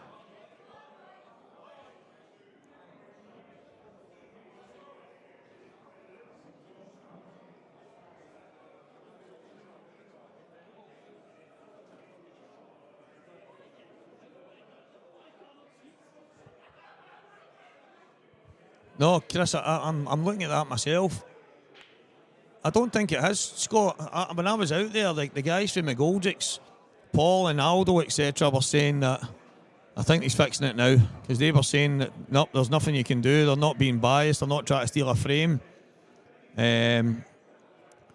But Anton's been allowed to take the finish out, and you can't go back, because their thinking is, and it's probably right, that, say for talking sake, we're watching this on the screen right now, and somebody touches a ball while they're taking a finish, but it's not seen. Nobody notices, but we notice it.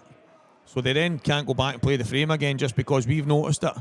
So at the end of the day, the guys from the Bashers have not noticed it. They've not seen it. And although they were querying it, they weren't sure. They are absolutely gutted, because they did have 2 shots pending with an absolute tap-in. The harsh reality is Anton played out a turn. It should have been a foul, but unfortunately it wasn't noticed. Now, guys, obviously I queried it after. I went out there as soon as the frame was done. It was not my place to run out there and tell somebody that somebody was playing out a turn, but no, Paul, I know exactly what you're saying. It is a bit harsh. I would have, I don't know. I mean, unless you're in that situation, could they have offered a re-rack? Possibly. They possibly could have. But it's a high-tension moment, innit? And the frame is now on the board. But the guys have a chance here on reds. I don't know if he can see that red into the middle. If he can, and I think it's time to take these reds out and hit back straight away. Yep, what happens, Scott, is someone will ref the first game, and then after that, whichever player loses will referee the next game.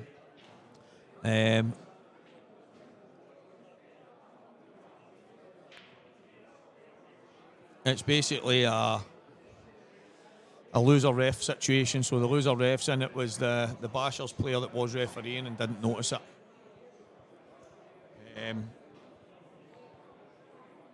Listen, I agree, guys. I agree. Possibly a re-rack would have been the right thing in that scenario, sportsmanship-wise. But the frame has been taken, so it's neither near here nor there. So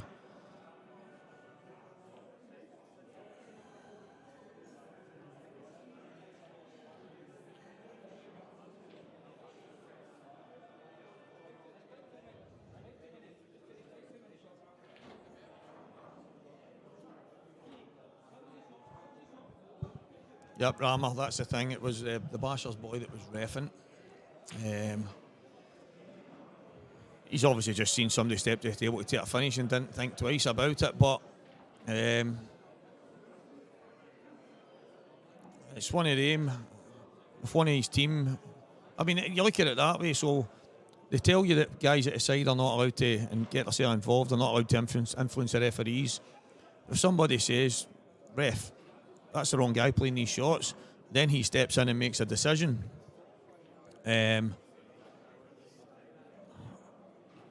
Then you would have to, it would be a foul, even though somebody stepped in during it. So, mate, you're right, Colin. If it happened against my team would be on the way out right now. The game would not be playing.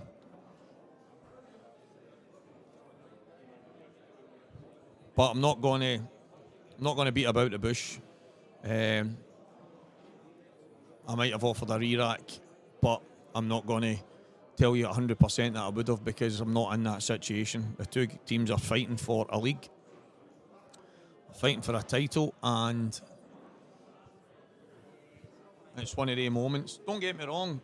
If the league is won based on that, if it gets won by the odd frame, and that's one of the frames that wins the league, then it's very, very harsh.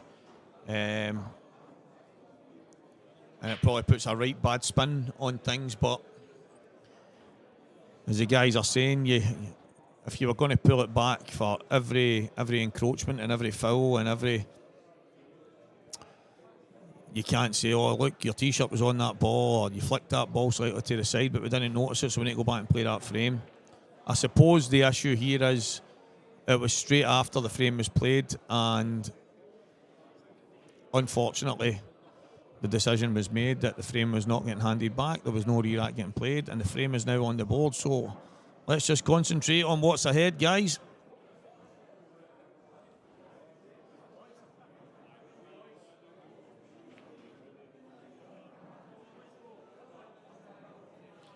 Still a good chance on these reds.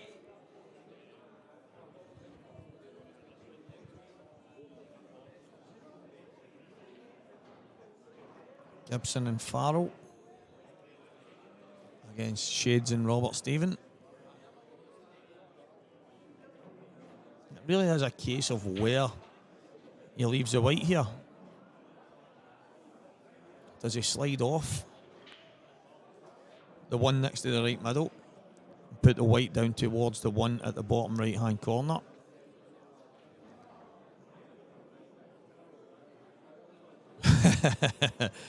Nice one, George.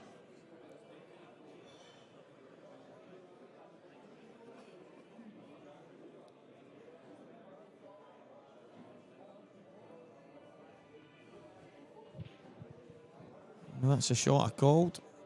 I wasn't sure if he was going to leave that yellow inside. I would have wanted to be closer to the red. If that passes the red into the top left-hand corner, then there might be an opportunity to have a go here. I don't know if it's Martin or Robert to play here.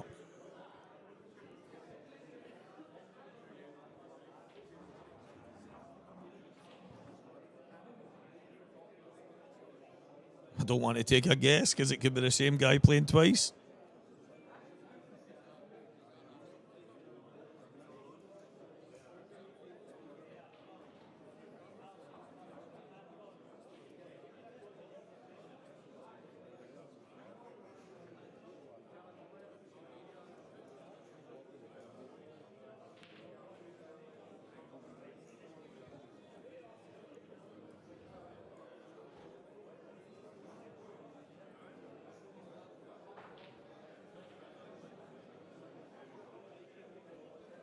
No, Paul, honestly, I think you're spot on. I understand where the guys are coming from and saying that you can't just call back every foul.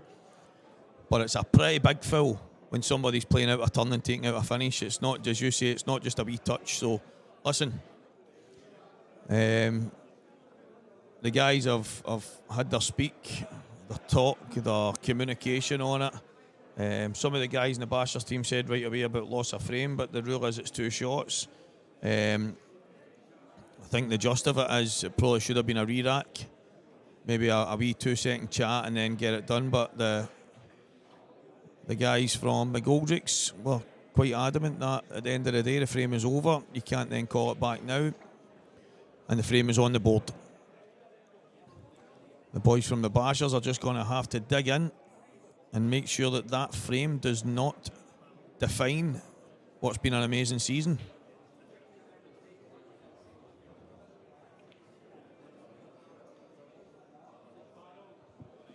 They didn't make the decision and give them the frame. They didn't want to. They asked for the frame, Paul. I was standing at the table when they were saying, listen, is that not loss of frame? Is it not this? Is it not that? They were asking and they were just told no. And to be honest, after a brief conversation, they didn't kind of argue back. They just kind of accepted it. So it wasn't a case of they turned around and said, just take the frame. It was just... They didn't argue over it. They never asked for a re-rack. They never said, look, can I speak to you for a minute? Can we go over this? Can we work something out? Because it's totally wrong and everybody can see that. But see, at the end of the day, I don't actually know what the rules are. Maybe somebody on here can check that if somebody plays out a turn and goes and takes away a finish, is there anything anybody can do? Is there a rule? Is there something that says that the frame gets replayed or re-racked or whatever it might be?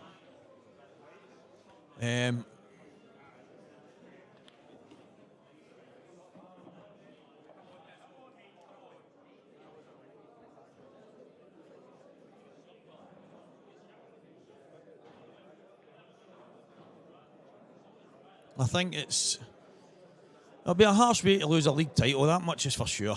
But the guys are still in there fighting.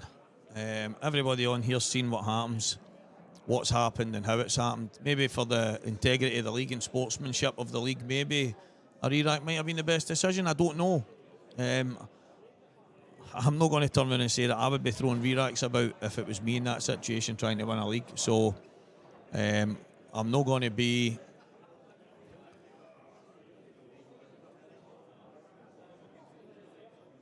that's the thing, Scott. I'm wondering what the rule would be. Maybe it's something that needs to be brought up at the next AGM, because it's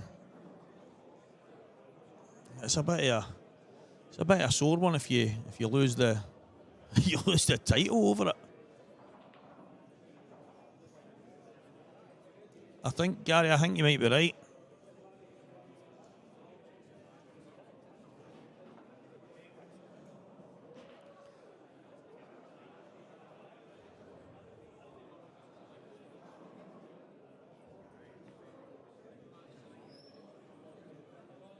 Massive shot here. Miles away. The boys have collapsed. Here. That was not even close. That was about 10 inches down.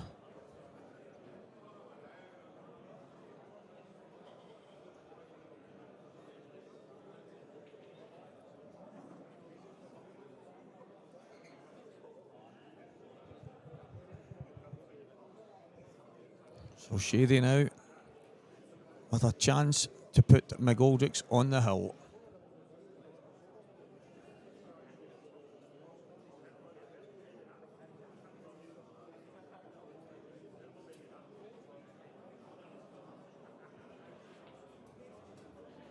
No, listen, guys, I've not got a single clue what the actual real rules would be. I mean, I think if it's not on stream somewhere and somebody does that and nobody notices, then nobody's even querying it. Do you know what I mean? But understand yous are saying it is on stream, and that's where that's where obviously the issues lie, because it is there for everybody to see. But at the end of the day, we're playing on. We're on the next frame. We're miles into the next frame. It's a long, long way away, so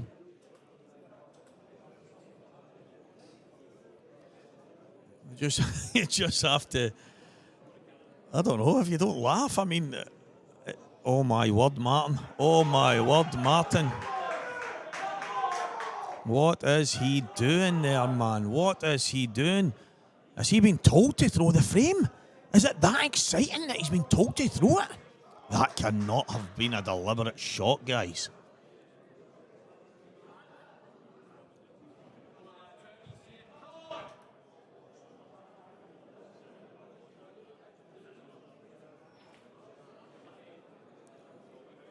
Paul, big man, if that happened at the counties, if somebody goes in and just plays your set of balls, that's loss of frame no matter what. That's not even just a foul, that's a loss of frame.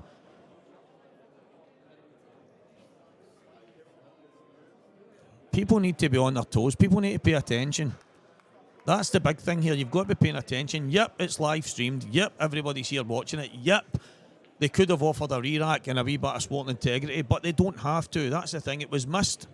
The mistake was made. It wasn't made intentionally. I don't believe for a minute the guys would do that. So the referee missed it. Only we seen it. Could they have offered a re-rack? Yep. It's neither here nor there whether they did or didn't. It wasn't. I mean, obviously it was their mistake. It was their guy that went and played out a turn, but no, Scott, listen, it's easy to say nothing mentioned, but I don't think it's one of the things that comes up very often. I think live streamed in a major event, that's probably the reason why we're questioning it. But as you say, there isn't anything kind of written in black and white anywhere to state that if somebody goes and takes a finish out a turn that we'll come back and play the frame 5 weeks down the line. I get what you're saying, but I guess what people are saying on this is we're in the situation right now. No, Paul, that's what I thought, and actually Finlay Anderson had said to Paul, is it not loss of frame? And it's not as if we were, it's like at the first frame and we're on frame 7, then it was noticed. It was noticed, but basically the minute the black was potted, and then it was queried at that point. But I don't know, guys. It's just one of these things. But more importantly, it's 2 shots to the bashers here. 2 shots with these reds in a premium position. Is he going to dike this? What is he doing? Is he going to pot it and come through the gap? I don't know if I like that shot. In fact, I know I don't like it. Why not just bounce the yellow onto the side cushion and then play the red into the right middle, then play the one on the top, and then just come down, take these balls away, and then the black in the top left-hand corner. But again, what do I know, guys? What do I know? I am the pattern preacher when I'm on here, Walker the Talker, live in Scottish Q Sports streaming. And by the way, guys, we've got more drama. People playing out of turn, people going in off. And do you know what? It was Anton. Anton's causing every bit of drama. He's knocking in cuts that are razor thin, flying around the angle, straight in middle bags, gifting frames, and then he goes down and just says, well, I might have gifted that one. I'm taking this one, even if it is out of turn.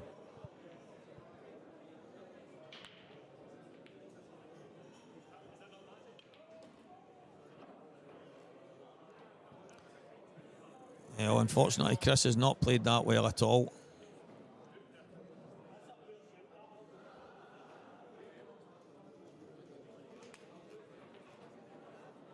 That's it.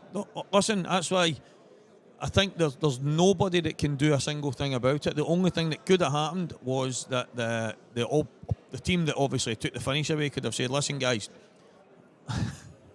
that's my bad, and we will offer a re-rack. But as you say, there's nothing in the rules to state that they have to do that. So why the hell would they when they're fighting for a league title?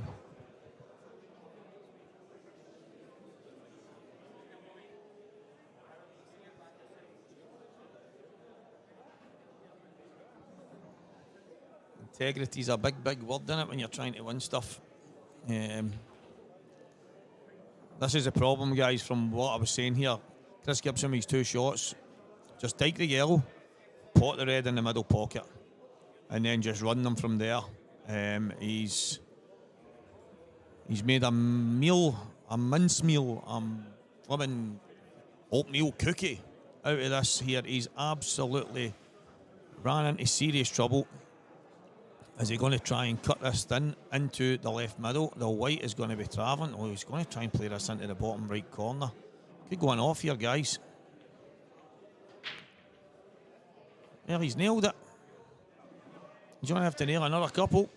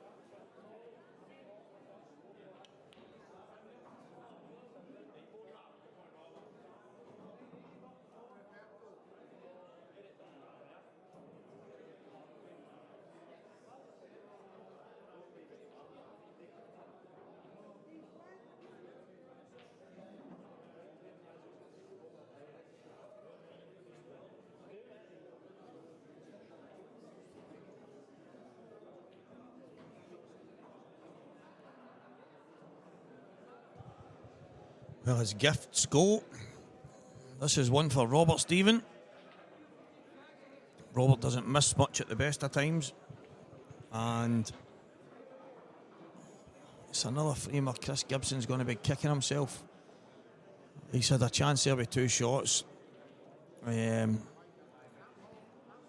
Sometimes having 2 shots in a certain situation, you end up overthinking it. We used that phrase a wee bit earlier, but I think the issue there was potting that ball to come through a gap when he didn't have to. He just had to play a simple shot. A very simple shot. And puts the yellow on the side cushion. If he does miss, makes it hard. And at the same time, he would have been on all the reds to just roll in.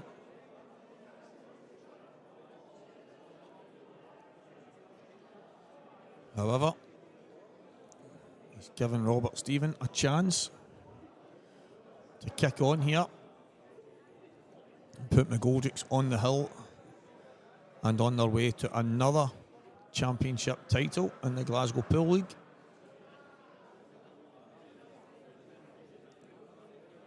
This is a big shot. I don't think Robert's got a great angle here. I think he's going towards the black. If he forces this in, he could actually pot the black. So he might have to play. He might have to play the bottom one first, or play the yellow into the right middle.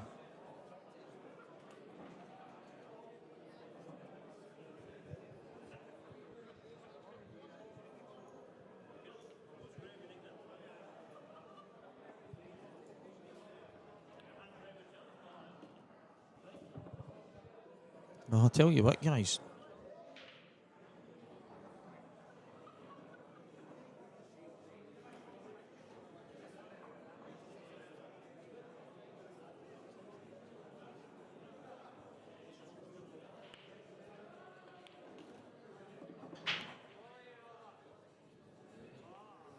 That's a good shot from Robert. He's given himself a chance. He just needs to cut this in thin. He's going to guarantee himself some kind of shot in the black. The black goes in every single pocket.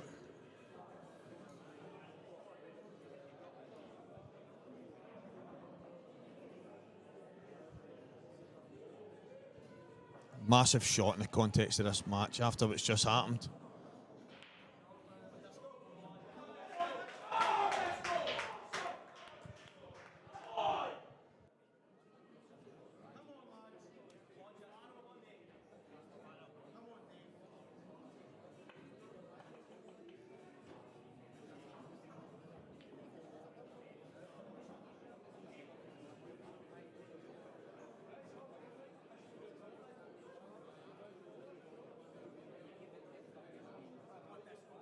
What does he do here? Can he screw up the inside of it?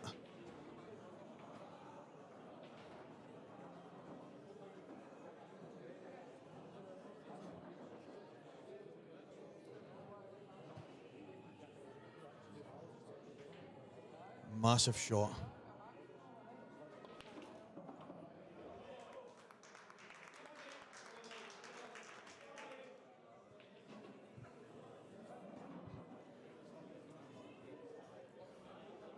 The thing is there, guys, he could have overhit that.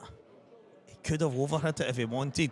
Even if he goes all the way up and flicks a yellow or something along their lines.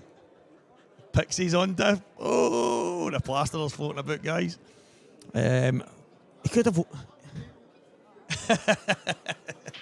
he could have overhit that all the way up to the yellow if he wanted, but he just needs to pot this. Just pot it, nothing else.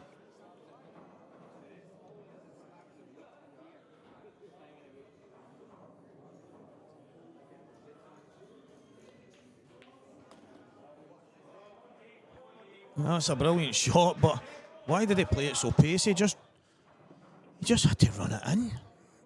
He just had to run it in. He's given himself a shot, and that is all you can ever ask on the black.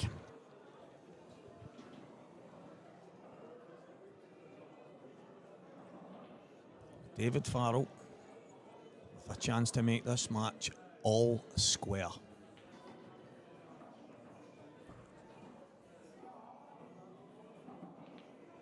Massive.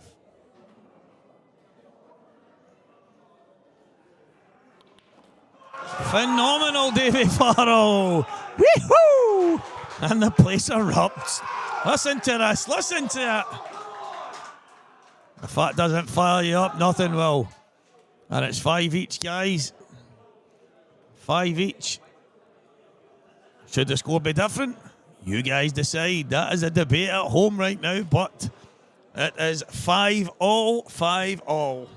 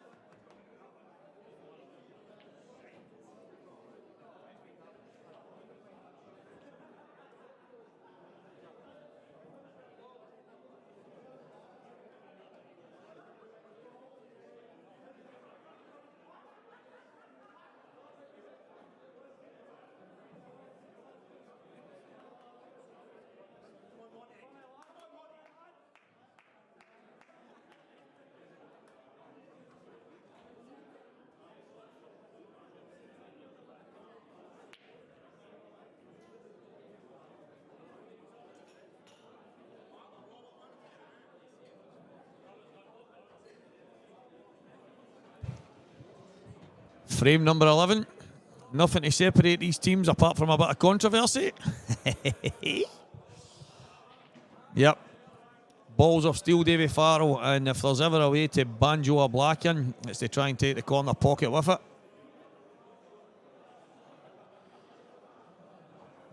And we head towards another massive frame. This match could go either way. So far, nothing to separate them, as I said. There's the odd decision that a referee will make, the odd decision that a referee will miss, the odd shot that they'll miss, the odd thing that... And as you guys are all pointing out on there, you think at the counties, if somebody shouts at the counties to tell somebody to get a ref or do this or that, you lose the frame. Do you know what I mean? So I think in the grand scheme of things, I don't think there's a whole lot that could have been done. There's not a whole lot that could have been done. The only thing that could have been done would have been for the opposition team that played out a turn to offer a re-rack, which there is no single thing or rule to tell them that they have to do that or they should do that. So that is what it is, guys. We're at 5 each, and it's still all to play for.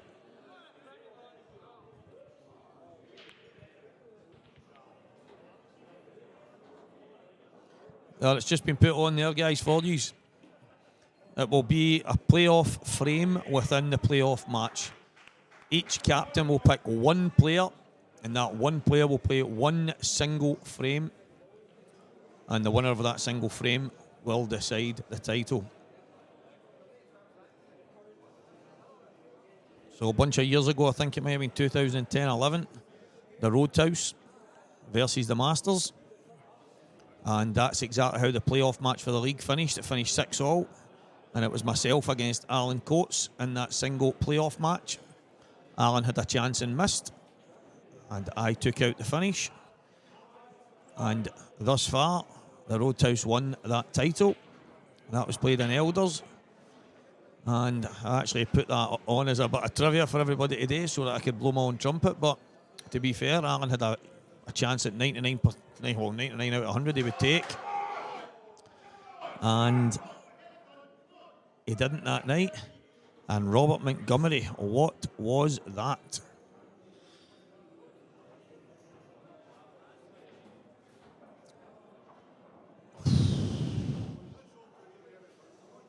Sorry if that sounded like a tornado there, guys, but this is going to be... It's going to be 6-5 to McGoldricks here. I'm looking at the both sets of balls and I just don't see anything. I don't see anything that's going to be awkward in any sense of the word. I think these are all roll-ins.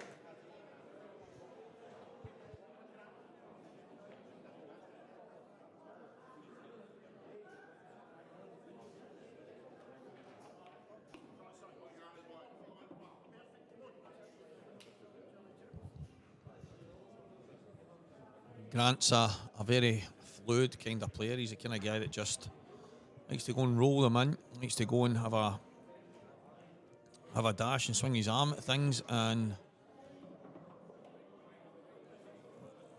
he's landed on the gap. He's landed on the gap. Oh, Finnegan. You know what, guys? He's a very good decorator. And his attention to detail is as such that I think he might have played for that gap. And my nose is getting bigger while I'm saying that as well, but...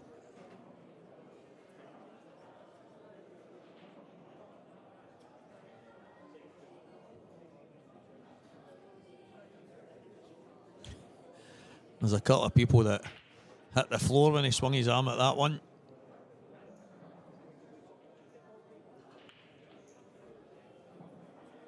Robert took a good finish in his singles, if I remember correctly. He'll be disappointed that he's not stroked that in, because the Reds were all there for him to take out a finish, put his team on the hill, and instead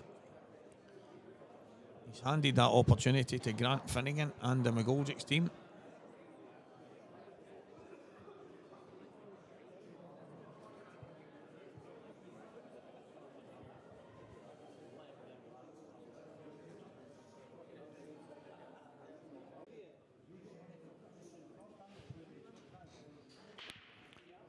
This is it, guys. This is it.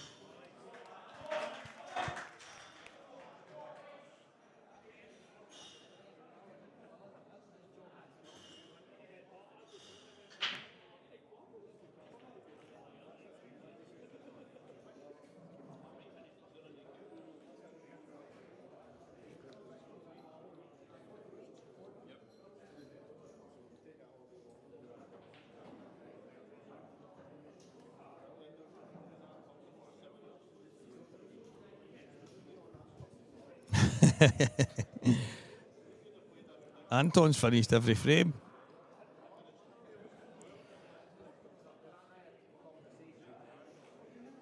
I'm having a look here. It's nothing easy.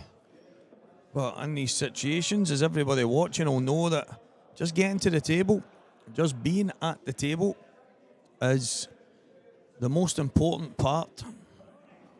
If you're standing watching your opponents, you're not going to have much influence in the frame. So what will the decisions be on these shots?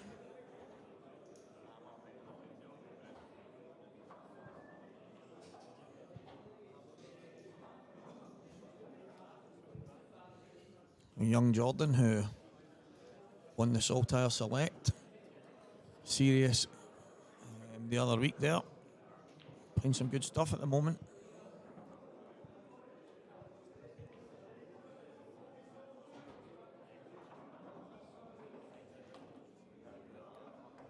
It's a good shot.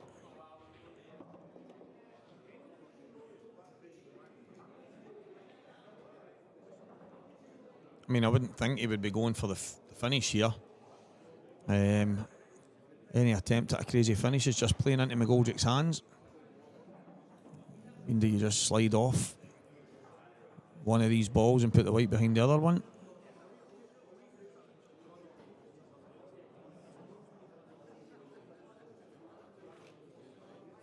Can't be going for a finish here. There's just not a finish on.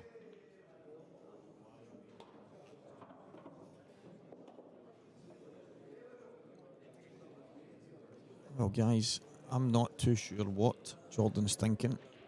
Is he thinking cross double? Is he thinking...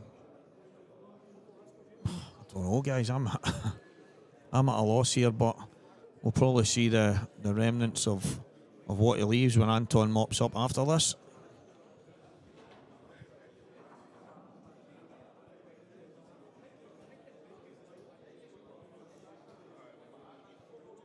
The only shot he's got here is to cross double this over or just slightly bounce it out, slide the white behind the yellow, but there's not a snooker.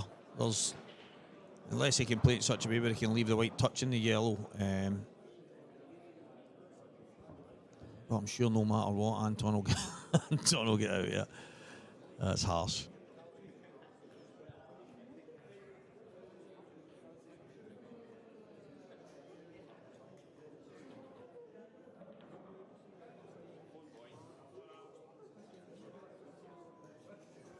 As I say, guys, I don't know, not 100% sure what he was doing there.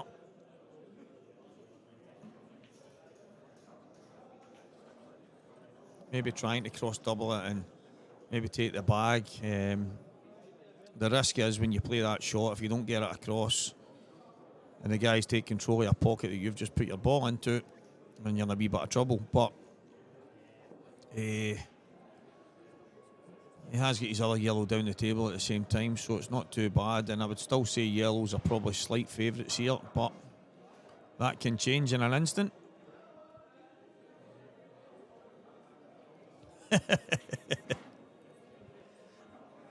I can imagine that conversation with Anton and Anton talking about whose shot it is.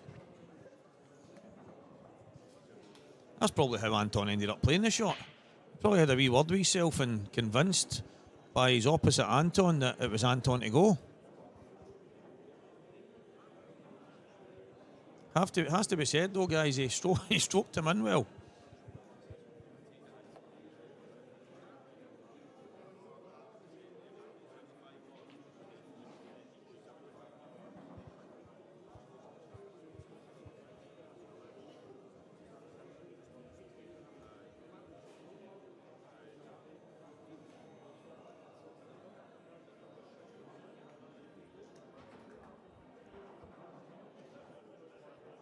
That's not a bad shot. It's not a bad shot.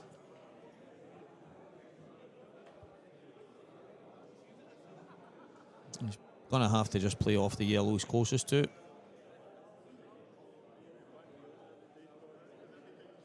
He's going to have to play off the one he's closest to, because if he plays down the table, he's going to open up the reds.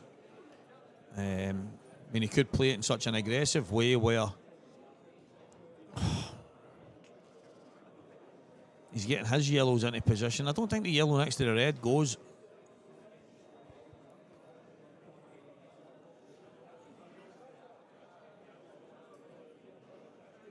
I don't think there's much else except this.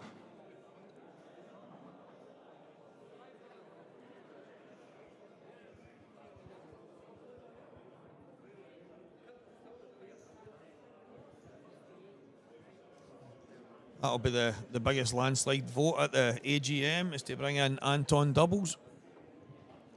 Well, you're actually playing doubles, but it's just you that keeps playing the shots.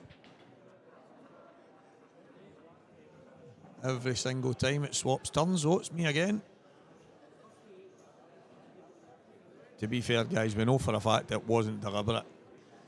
The only issue is, how did they not know? How did Anton and Colin not even realise? Or did Colin realise and not want to run after Anton and say, Anton, what you doing? You're playing my shot. Nah, just listen, guys. It's a wee bit of drama and a wee bit of controversy, just what you want in a league title decider. However, the boys from Bashertown will not be pleased that their refereeing went out the window. The refereeing was a sleeper cell. They've also had a couple of chances to influence a few frames that, I mean, I can think of maybe one or two that massive chances, and when you look at their own 5 right now, the game could be done and we wouldn't be talking about any type of controversy. So these are the kind of things that make these matches what they are. Paul, there's no doubt Colin would have taken them out. Colin would have took the finish, no problem. There is no ifs, buts and maybes on that. The issue is he didn't get to. Anton took his shot, and that's obviously where the controversy lies. But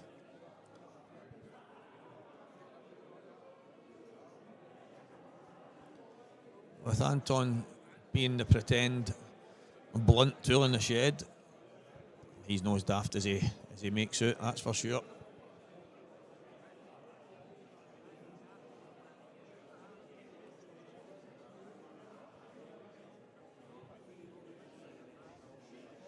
I think I would just clip the yellow and kind of play it towards the red. The one that's out in the open at the top right-hand corner. Just clip it towards that. And there's no snooker up at that end of the table. They need to get it out. They need to get it out before Aldo and Andy get theirs out first. So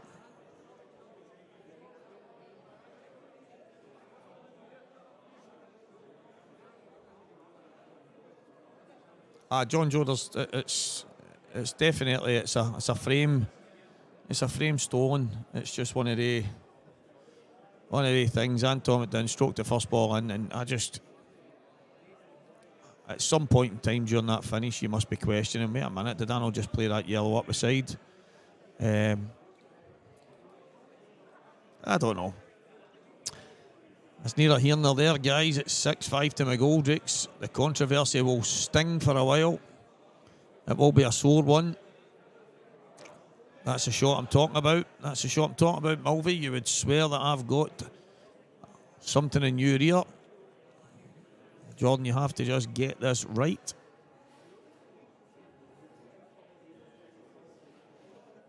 He's playing off the wrong side of this, yeah.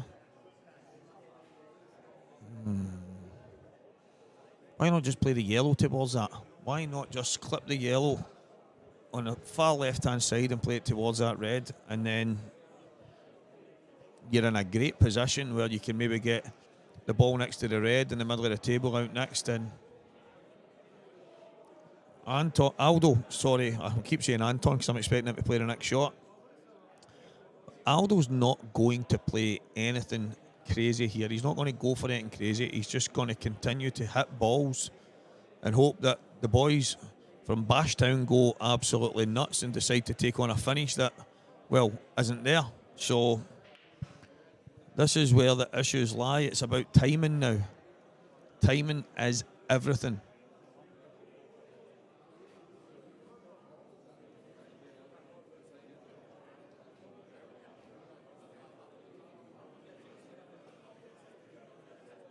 You can obviously see enough of this to play off it.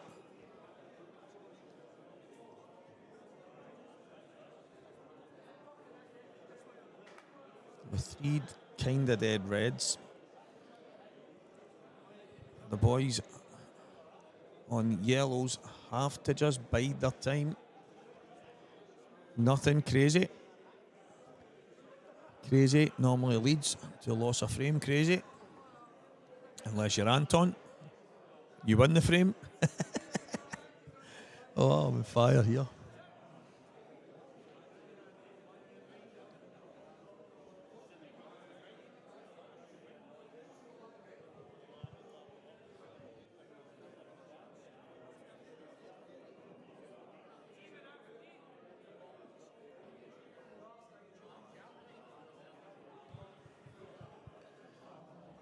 Aye, tainted Paul. Just remember there was one game of the season to go. Essentially a playoff between us and McGoldricks a couple of years ago. And they folded the season because of COVID. Pretty sure we could have played that one game. They seem to be steeped in controversy, this mob. I want to go back and check all these titles. I'm going to have a wee look. See what this character Aldo's all about. Has he got Anton playing every frame? And he'll just play a nice wee safety here. Trying to leave the white welded to the red if he can. Aldo just pointing out there, you don't want to leave him the one cushion to the yellow at the top end of the table.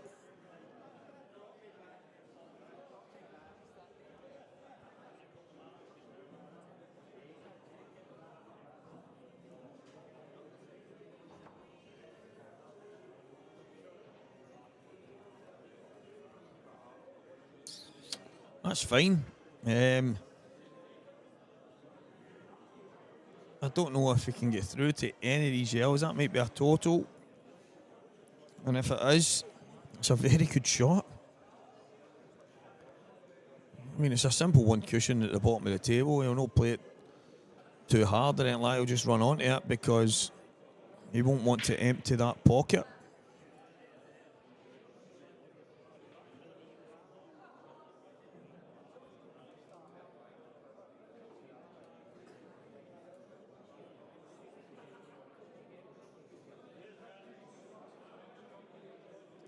Big shot. Big shot, having to keep control in this match. Trying to keep some kind of control in this frame. McGoldricks are obviously on the hill. The Bashers are trying to get to the top of it. Oh, he's swerving around this. Fair enough. Fair enough, that's a good shot. That's a very good shot. Very, very good shot. This match is still very much on a knife edge. Wonder where that saying came from. Maybe used, we're on a cliff edge or something. How many people are on? I don't know. I suppose if there's a knife edge pointing towards you, there's a bit more to worry about. But right here, right now, I'm going to say we're clinging onto the rooftops.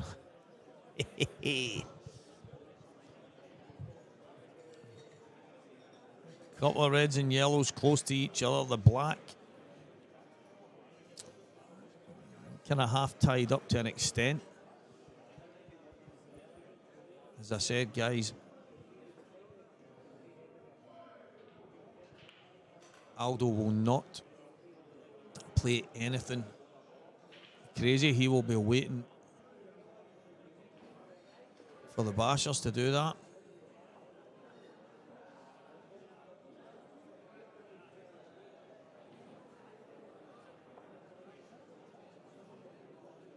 Guys, I didn't see that properly. Did the white come on and off the cushion? Or did they just roll that? Because I don't think anything hit a cushion from a two red standpoint. I'm assuming the white came on and off the cushion.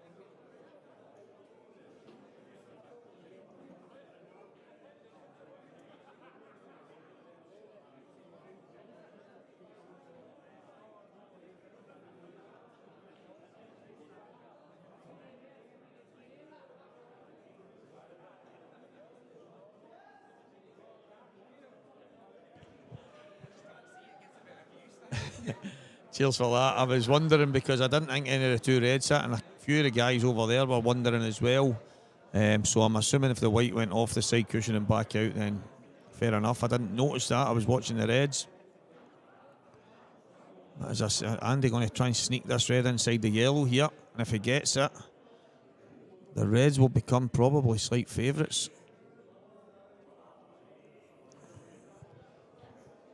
You know, that's not bad for the boys here. It's not bad at all because there is a gap to get in there. Obviously the shot's not on right now, but the way the balls are situated, it's definitely not the worst that could have happened there. If that red stayed right in that pocket, they would have been in a wee bit of trouble.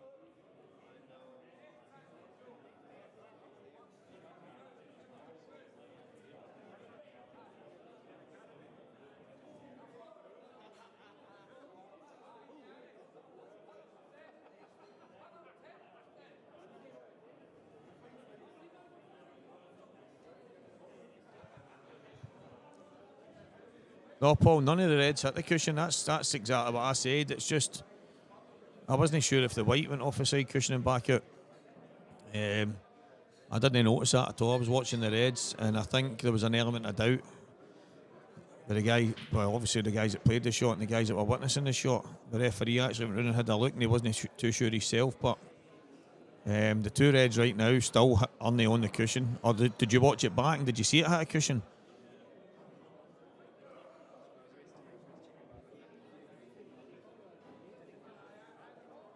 no reds hit cushions. That's what I'm thinking.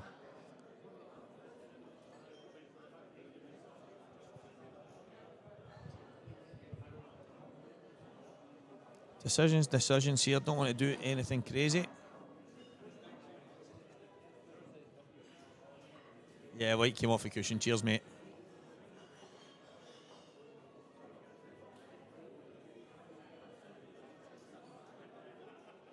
Yeah, that's what I was wondering, Paul. I wasn't sure if the white went side cushion and back out.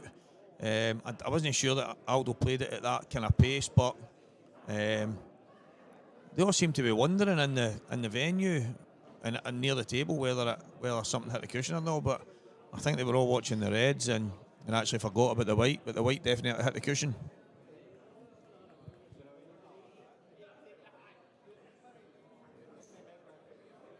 I think Liam Dunster's playing this shot.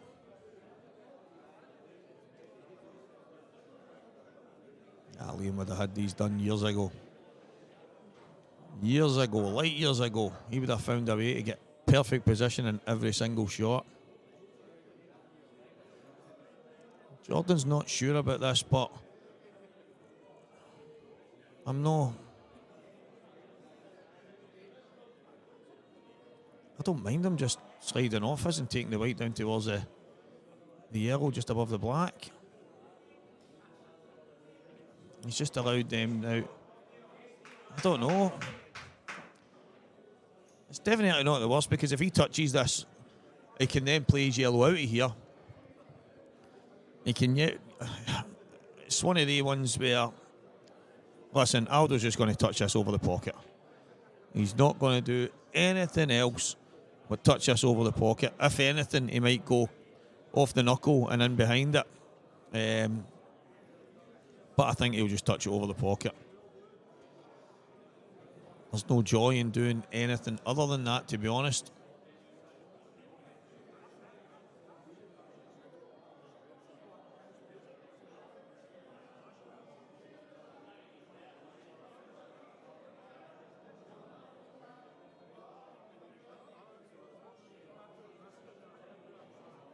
They're not going to hang in the frame and then go crazy. Yep, he's just going to touch it. Double kiss, knock it over the bag. Doesn't like it right enough. I don't think he has to go up and play it for where he's playing it. I think he can just... I don't see why he can't just touch it.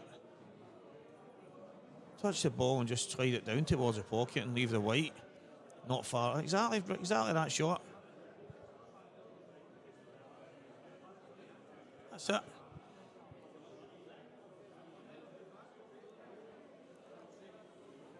Now, call me nuts, guys, but I would be playing these out of there.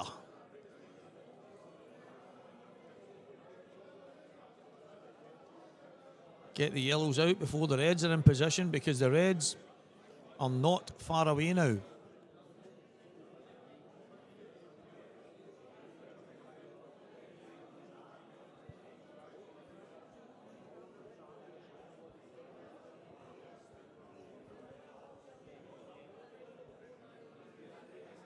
Looks like Mulvey's going to attempt to slide off the yellow, knocking it onto the next yellow, and then using a bit of side off the cushion and back in towards those two and trying to get a decent snooker.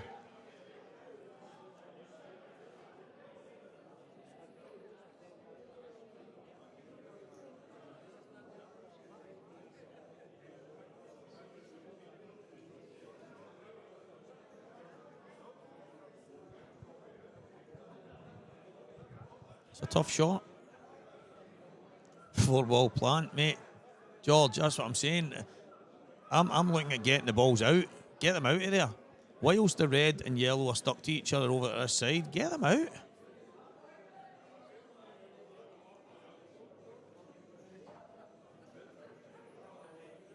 That's not what he played, guys. The guys are giving him the good shot stuff, but it's not what he played. He was playing to come back in and get closer, maybe get a snooker. However, he's it's not a good shot, guys, because Andy's going to play this with a bit of pace now and get his only real bad ball out now.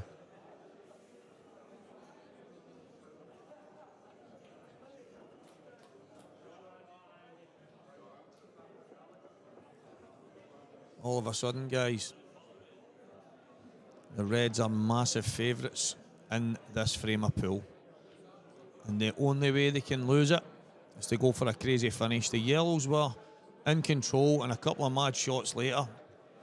And I don't blame the guys. It's a lot of pressure to get the shots right, to get a positional shot exact, to get a snooker exact, to get a safety exact. I just think that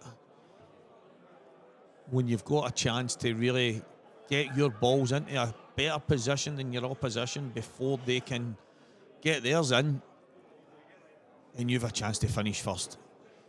If you keep leaving balls in awkward positions, then eventually your opponent's going to get his out. And in this scenario, on this pool table, the Reds are massive, massive favourites now.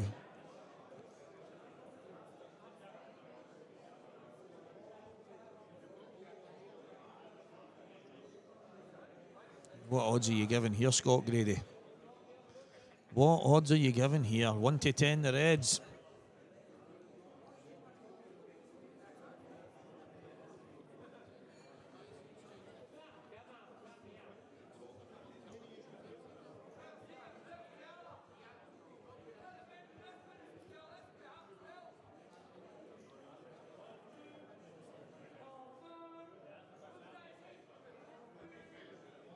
It's a tough school, guys. It's a tough school.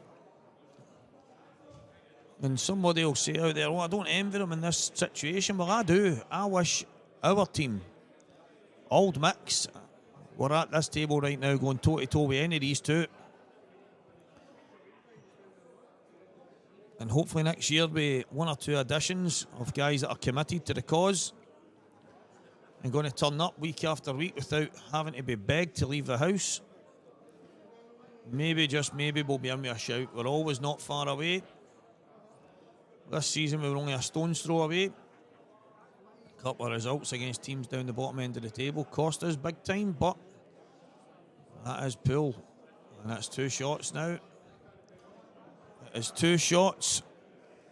And Andy Finnegan and Aldo McLeod have a chance right here, right now, to win the Glasgow Pool League Championship live in Scottish Q Sports streaming.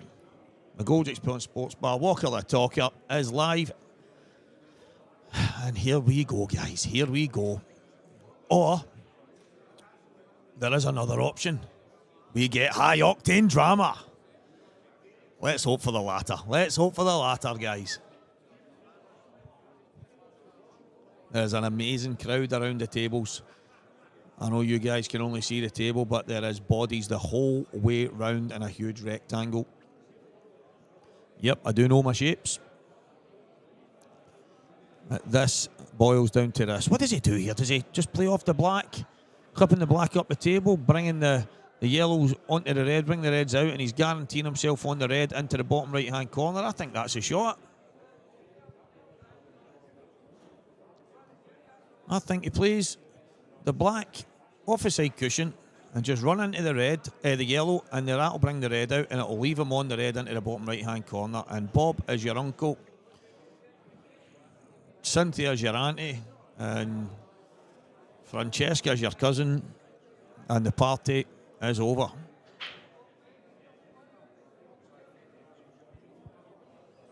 One way or another, I hope they hurry up because I am bursting.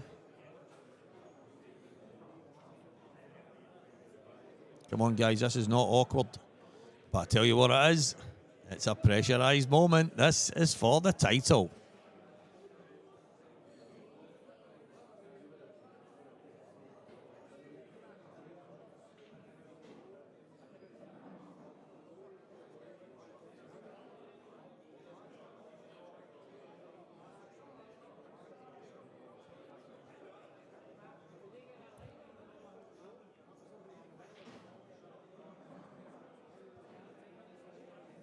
Black in the middle bag, re-rack. That not just lost a frame.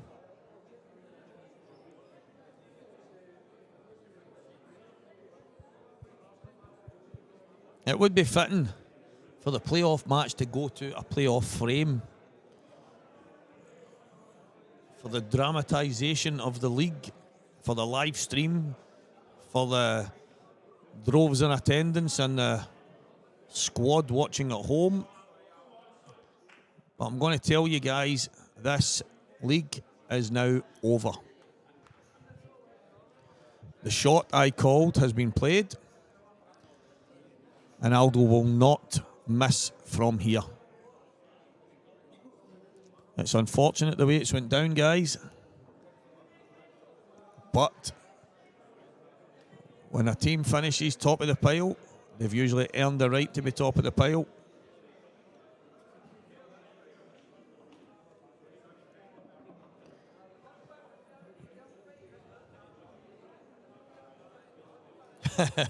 That's very true, Paul.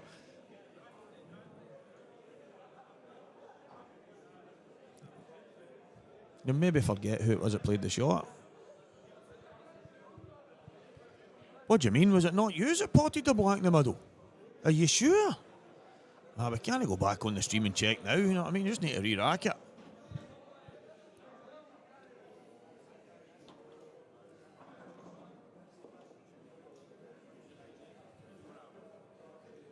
Tell you what, guys, there's... What was he doing? What? I think he was playing to... Do you know what? I've not got a clue what he was doing there. I think he was just trying to play that and then come back down for this ball in the middle. Which doesn't make any sense, because I would have assumed that would have been his last ball for the black, but... That red doesn't pass that yellow, surely.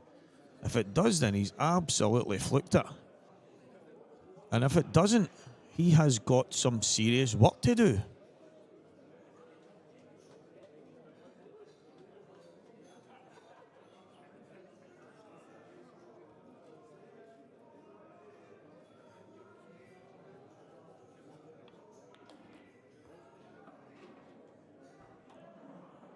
Guys, he's all over the place. All over the place. However, he's got just the right angle here to put this in the middle and run up between the two reds. And that's the unfortunate thing for the bashers here, that I don't actually think he can go wrong.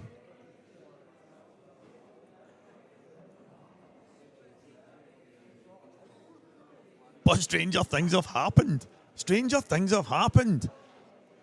Anton could just lift his cue up and just start potting balls here. I still can't believe he did that. I honestly still can't believe. I know it's crazy that I can't believe it, because it's an Anton moment and there's loads of them throughout history that people would tell you that it's very Anton-like, that he just goes down and does what he wants. But he is the man who went in off on a razor-thin cut that you would not believe he potted, round the angle, straight in the middle bag.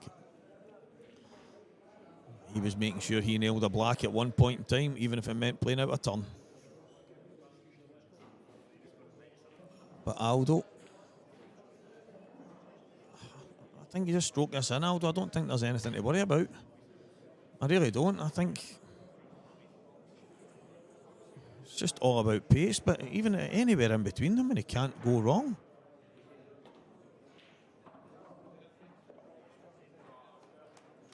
There you go, guys. He's absolutely perfect. He could not fail there. Could not fail.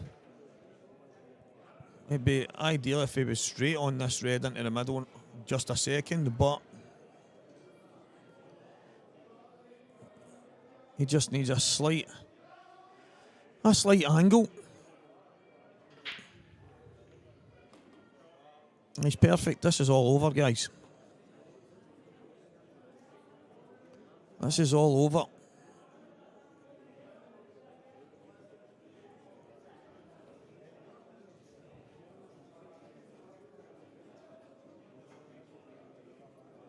I don't know what he's worried about. He's absolutely perfect. He's milking this for all it's got. There is no danger he's going anywhere near the black here. He's actually ended up over-hitting it. But guys, this is going to be it. After this black is in, I think the stream will end abruptly. And that, as they say, is that. The Glasgow Pool League champions are McGoldricks. Very fortunate to be. Everyone will have their own outlook on how things went down, but guys, this is all over. It's been Walker the Talker, live in Scottish Q Sports streaming, and I will no doubt see you again soon.